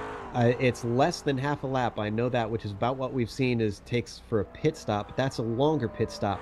Right now, Pitchler is coming up to the hairpin. He's heading through Big Bend, while Cardoso is heading into Cunningham. So maybe about a third of a lap. I'm not exactly sure how many seconds it is. Let's see if we can get some information on that. Yeah, so the question is, like, with the 2 seconds slower per lap that Cardoso is, like, how many laps does it take for Pitchler to catch up with them, assuming that neither of them are going to be pitting again? Like, there might be a case here where Pitchler could actually catch Cardoso, even if Cardoso doesn't have to make another stop. There's a chance that he's got this calculated. Cardoso knows that he can't. There's also a chance that he's just saying, I was planning on making another tiny little stop, but I'm going to lose if I do, so let's just try this other thing. I'm curious if this was planned or if this is just a gamble on his part. What I would give to be able to hop into these cars and see what their fuel gauges are at right now, because I don't think that we can actually get that information, unfortunately, from what we get from iRacing. So, oh man, I'm so curious what Mert has left with him continuing to run these laps. 1:59.5 last time by. We heard that Utzel actually ran a 1:59.3 at one point. Just crazy fast laps from these guys. I mean, qualifying time pole was a 1:59.1. So these guys are really flying. Remember, this is at the end of the race on probably what are very worn out tires underneath these cars, Dusty. Yeah, I mean, Daniel was mentioning earlier about Vaz running a minute ahead of everybody else, but still pushing the car to the limit, and that plays into that muscle memory thing. Once you get a good groove on, where you're running lap after lap nice and fast, it can be almost dangerous sometimes to try to slow down. I know that's bitten me on multiple occasions where, you know, for whatever reason, it's in the middle of the race and I'm running really fast laps and everything like that, and I think to myself, maybe I should back off a little bit, you know, to play it easy, and I try to change my pace. And when I change my pace a little bit, everything shifts slightly, and my muscle memory is trying to do one thing and my brain is trying to do another, and I miss a braking zone, or I come out of a corner with too much rotation and get on the gas too early and spin out and stuff. So, you know, Vaz is just, he knows how to drive the car at a certain pace, and he's just sticking with that. We are now under 10 minutes left in this 3-hour race. Mert Utzel with about 2 minutes a lap. If he has gotten the 5 laps, Joe, I need to of cut fuel, in. Sorry, Manuel Sanchez just had a big spin coming out of the S's section on the lap that he's on, lap 86. Now, there was a little bit of a development a little while ago. Francisco Esteve Albert had to go in and make a pit stop. Manuel Sanchez passed him there doing the alternate strategy, but he just lost a huge chunk of change in time as he had a big spin now, and we'll have to find out, does Esteve Albert have a chance to find him now? He's quite a ways back, so I don't think it is. He's at the end of the straight now, but leaving the hairpin is Manuel Sanchez. Bad mistake at the end of the race, Joe. Yeah, and that was all driver error there because he spun that himself. And that's a very tricky little section through 4 through 5, especially if you get up on the curbs. It's another section where those curbs are so tall. And with the power on these Corvettes, I imagine that, him getting on the gas, all it took was just a little bit of a blip, and around he went.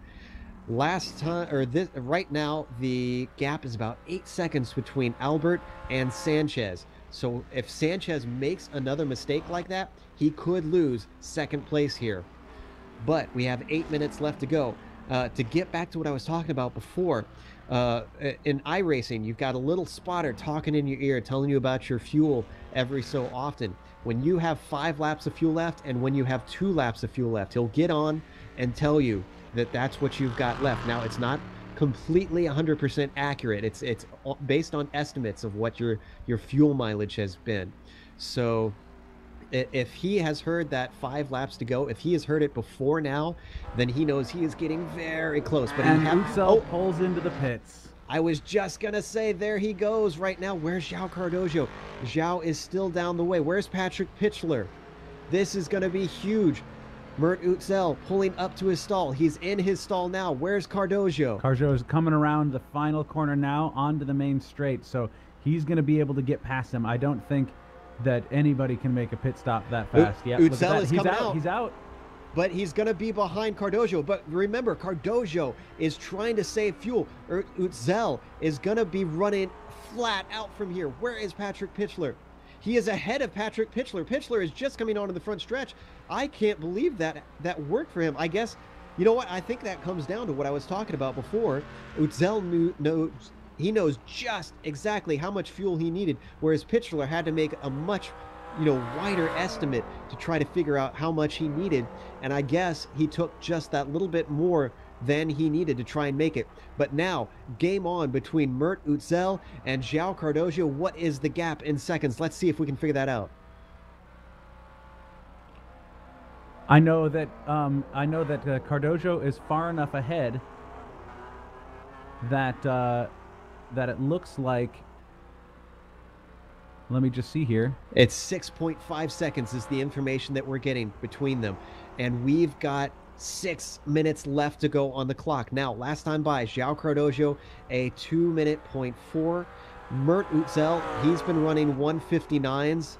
If he can do that, it's going to be right down to the end. If Cardoso made a 2:04, he's either getting very good at driving at that economy fuel mapping, or he switched it back off. He saved himself enough fuel, and he's confident that he can make it at full throttle, because that is full race pace. It's still going to be about a second faster for Mert, probably, although we don't have 6 laps left. It's going to be about 3 laps to go, and it's going to be dependent on where Vaz is. But it's going to be oh so close. It'll be down to about 3 seconds. So all it takes is a bobble or some traffic or something for João Cardoso, and Utzel could be right back into this thing. Oh my gosh, 3 hours, and it's down to pit strategy and who can run the boost all the way to the end here. Mert Utzel is going to be so hungry. Less than 5 minutes to go now. Mert Utzel coming across the line once again. João Vaz, he must have about 3 or 4 laps left to go until he gets the white flag. Yeah, and if only there was just a couple more minutes, because Pitchler has been absolutely charging. He's run the last 7 laps under 2 minutes. That is extremely fast and extremely consistent. He's been making up time this whole time, but just not quite enough with the strategy that these guys have been running. It's, you know, there's just a little bit too much gap there. I can't believe how close these 3 are after 3 hours, and still can't tell how it's going to wind up between Cardoso, Utzel, and Pitchler. Meanwhile, we're getting word that Utzel made up a whole second on the last lap. So it's just about, like I said, it's down to about 5 seconds now. And in fact, it looks like it might be even closer than that as he continues to close. Cardoso last time by a 2:01.9, so he did slow it down just a little bit. And we don't know if he can make it on the fuel, even though he slowed it down. Utzel, he had, well, that was coming out of the pits. He had a 2:23.5. So we haven't quite seen exactly what his pace is. I think Utzel, he might, let's get on board with Utzel. Let's see if he can actually see the brake lights of that yellow and black car of João Cardoso. We are now on board. Let's see what we can see. He's just there he is. He's right ahead of him.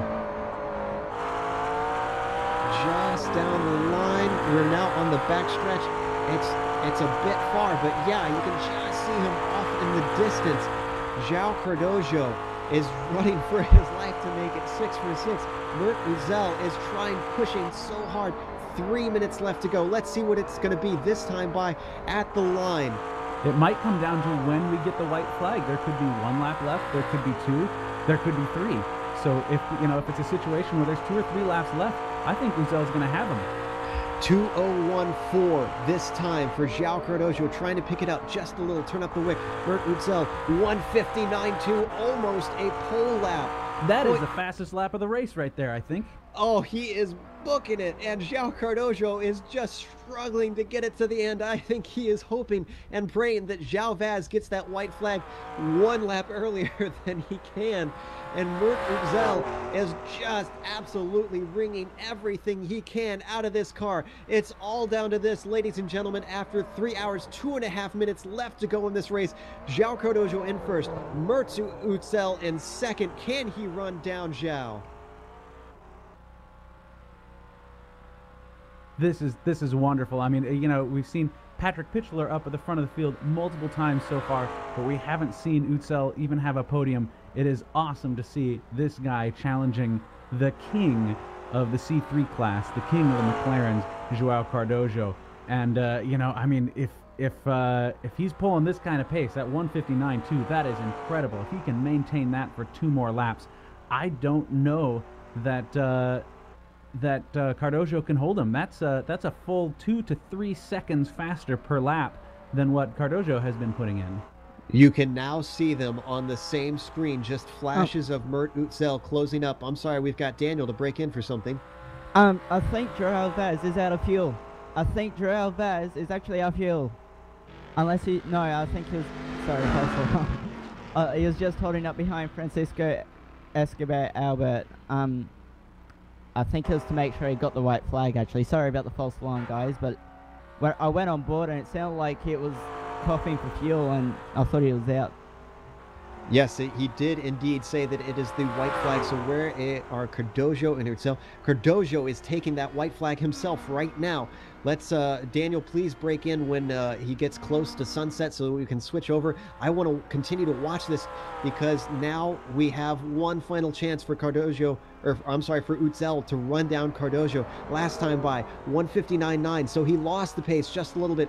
Cardoso, a 2:01, so that was about the closest we've seen those two in pace. Utzel was not able to run him down as much as he wanted. He's really got to book it to try and get him.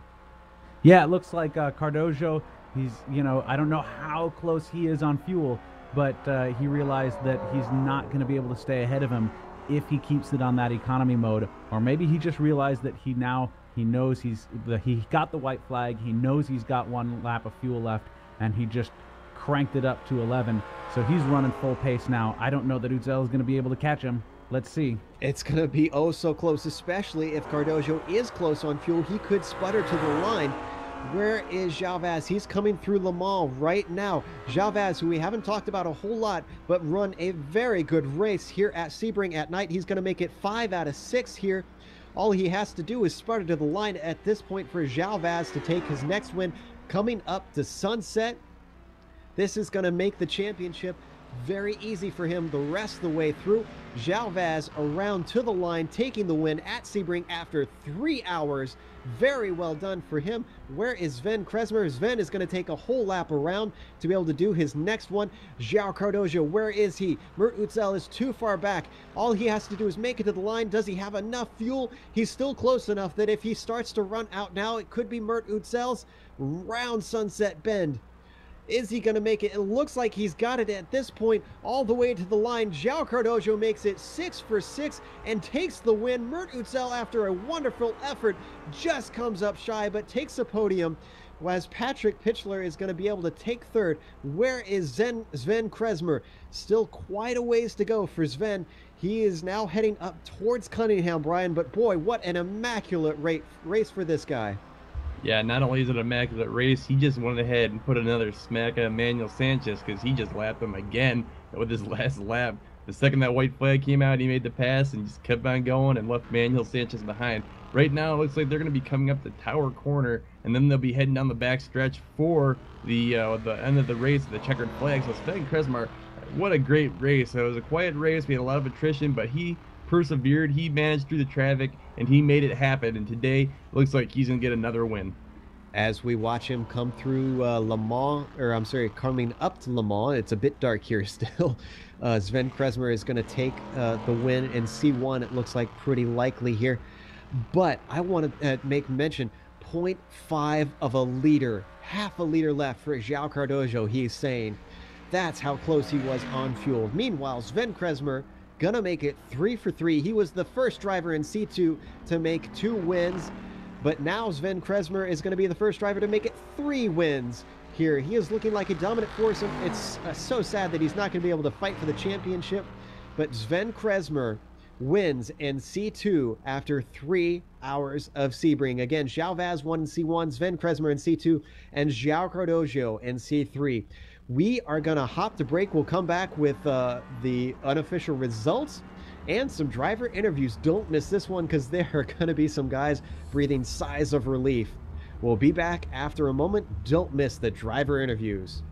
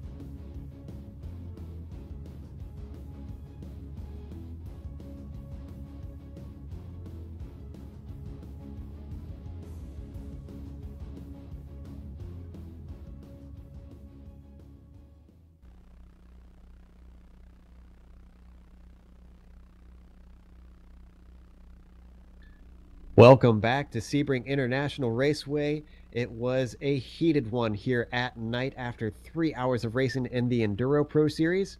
But our podium each class in C1, brought to you by Sim Seats, by the way, is Zhao Vaz in the lead, with Robert Tinsey taking second and Mark Mucky finishing a well-earned podium. Then in C2, we've got Sven Kresmer winning overall, and Manuel Sanchez in second, and Francisco Esteve Albert taking third.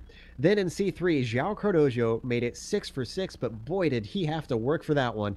Mert Utzel taking his first podium, has to be very proud of that second place. And then Patrick Pitchler taking third after having to take a quick stop at the end for fuel. So those are our winners. However, we also have a winner of the Driver of the Race Award, brought to you by Daco Designs, and that is Mert Utzel, for getting his first podium and doing a fantastic job to threaten, as Dusty put it, the king of the C3 class, João Cardojo. That is some feat by him.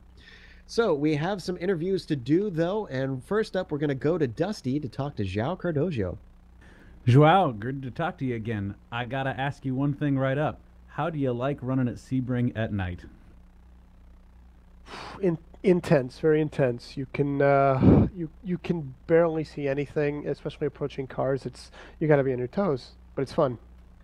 Yeah, definitely. It was a different showing for you this week, and one of the things that I was wondering throughout the race, do you feel that it was that you were struggling a bit on this track, or do you feel that maybe some of your competitors have really brought the bar up a little bit more, to try to challenge you a bit? I'd say it's always a combination. I knew I wasn't on the pace here. I nobody believed me on the forum when I kept saying I'm not prepared for this one. I don't have the pace. I knew Mert was going to step it up. I said last week he has all the pace to be at the front. He just had to, to come back into it. As for the pure guys, I don't know. I don't know. I just knew I had to come into this race. I knew I didn't have the pace to go with them, so I had to go with something different. So I went with a gigantic roll of the dice and just didn't even try to follow them. I just spent the whole race saving so much fuel. And I guess it paid off. I literally wouldn't have made turn 2 on the next lap. Yeah, that was. So was that your plan from the beginning, was to try to do it one stop shorter than the rest?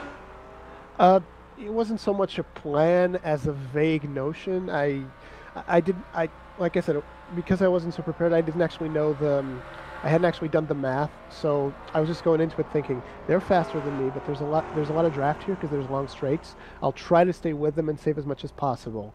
I thought I'd lost it when Mert did a great job at the second or third pit stops when he lost me. I came out of the pits about 3 seconds behind him, and I thought that's it.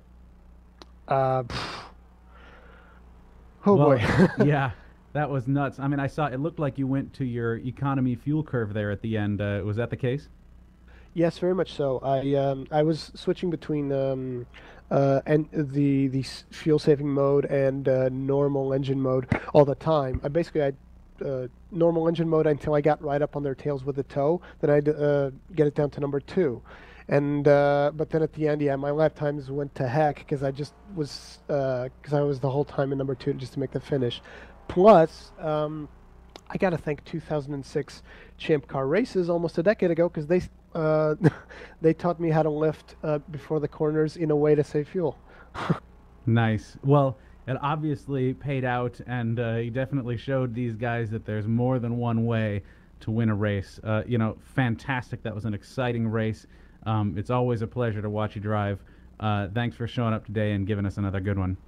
Thanks, guys, and I can't wait to see the broadcast. I mean it. Also up next, we have our second place finisher in the C2 class, and that is Manuel Sanchez. He is talking to Brian Corwin. Hey, Manuel, how are you doing? Hi, guys. Manuel, it was a night race over at Sebring today, and it was very intense at that. We saw lots of other Corvettes end the race early due to attrition, and we saw some interesting traffic and spins here and there. I even believe you had some trouble at one point. Tell us, what was it like out there on the bumpy streets of Sebring? Well, I planned the race. I tried to make some different. I pit early and try to avoid the first traffic jam with the HPD. And at the first, it was okay, but I made a mistake on the hairpin. I spin and lose 15 seconds more or less. But I go ahead, and well, with with 10 minutes to go, I think I lose the focus. My legs have pain, and I start to make mistakes. I spin twice, and the last 10 minutes was awful for me. Well, we saw 6 of the other 11 starters not finish today, so congratulations on surviving. Half the battle in this style of racing with endurance multi-class racing is just the survival factor. We did see some great driving from all the classes today, but tell us, how was the car feeling, and what was your mindset when you came up with the setup for this week? The car was okay.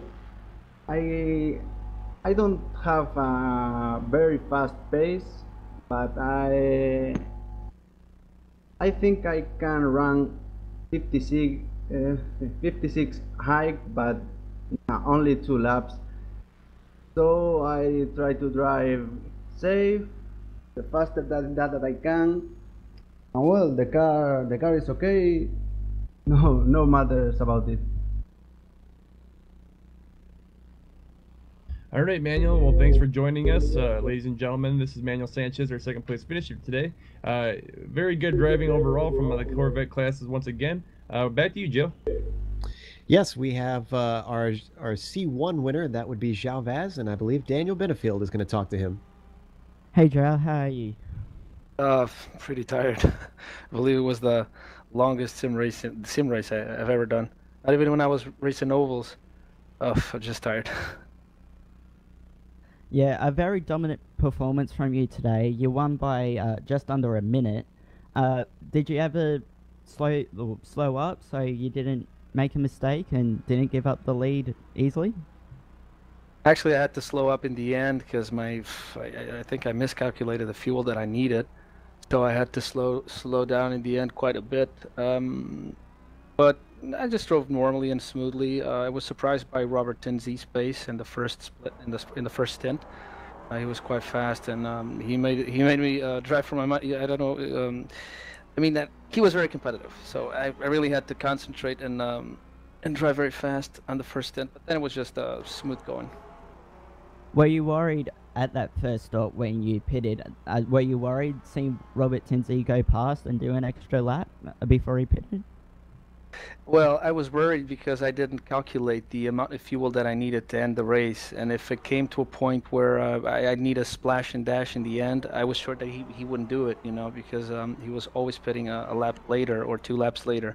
I was worried about that, so I decided to push a little bit more in the second stint, and as soon as I got a good gap, like 30 to 40 seconds, I knew that I could do a splash and dash with that time, so I just took it easy.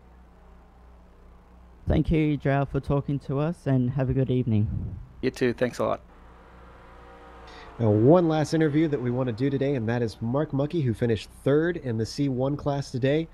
Mark, the question we all want to ask is, did you sprout a Nigel Mansell mustache when you made that fantastic juke into turn one? You like that? Yeah, well, he kind of took the inside line there going to 17, so I figured he was going to block me again, so I wasn't even going to really put it in there. I just was kind of going to fake it and hope that he would stay outside, and it worked. And just use the lap car as a pick. Well, we were all incredibly impressed with your driving in that battle with Iker. That was just an incredible little duel that you guys had going on. That does affect the championship, as you are, I believe, in fourth right now, and Iker is in second, so that'll bump you up just a little bit, close in on him. How do you fancy your chances of maybe grabbing a top three in the championship? I mean, I don't know. I probably just need to stay out of trouble, and I seem to get the finishes when I do that.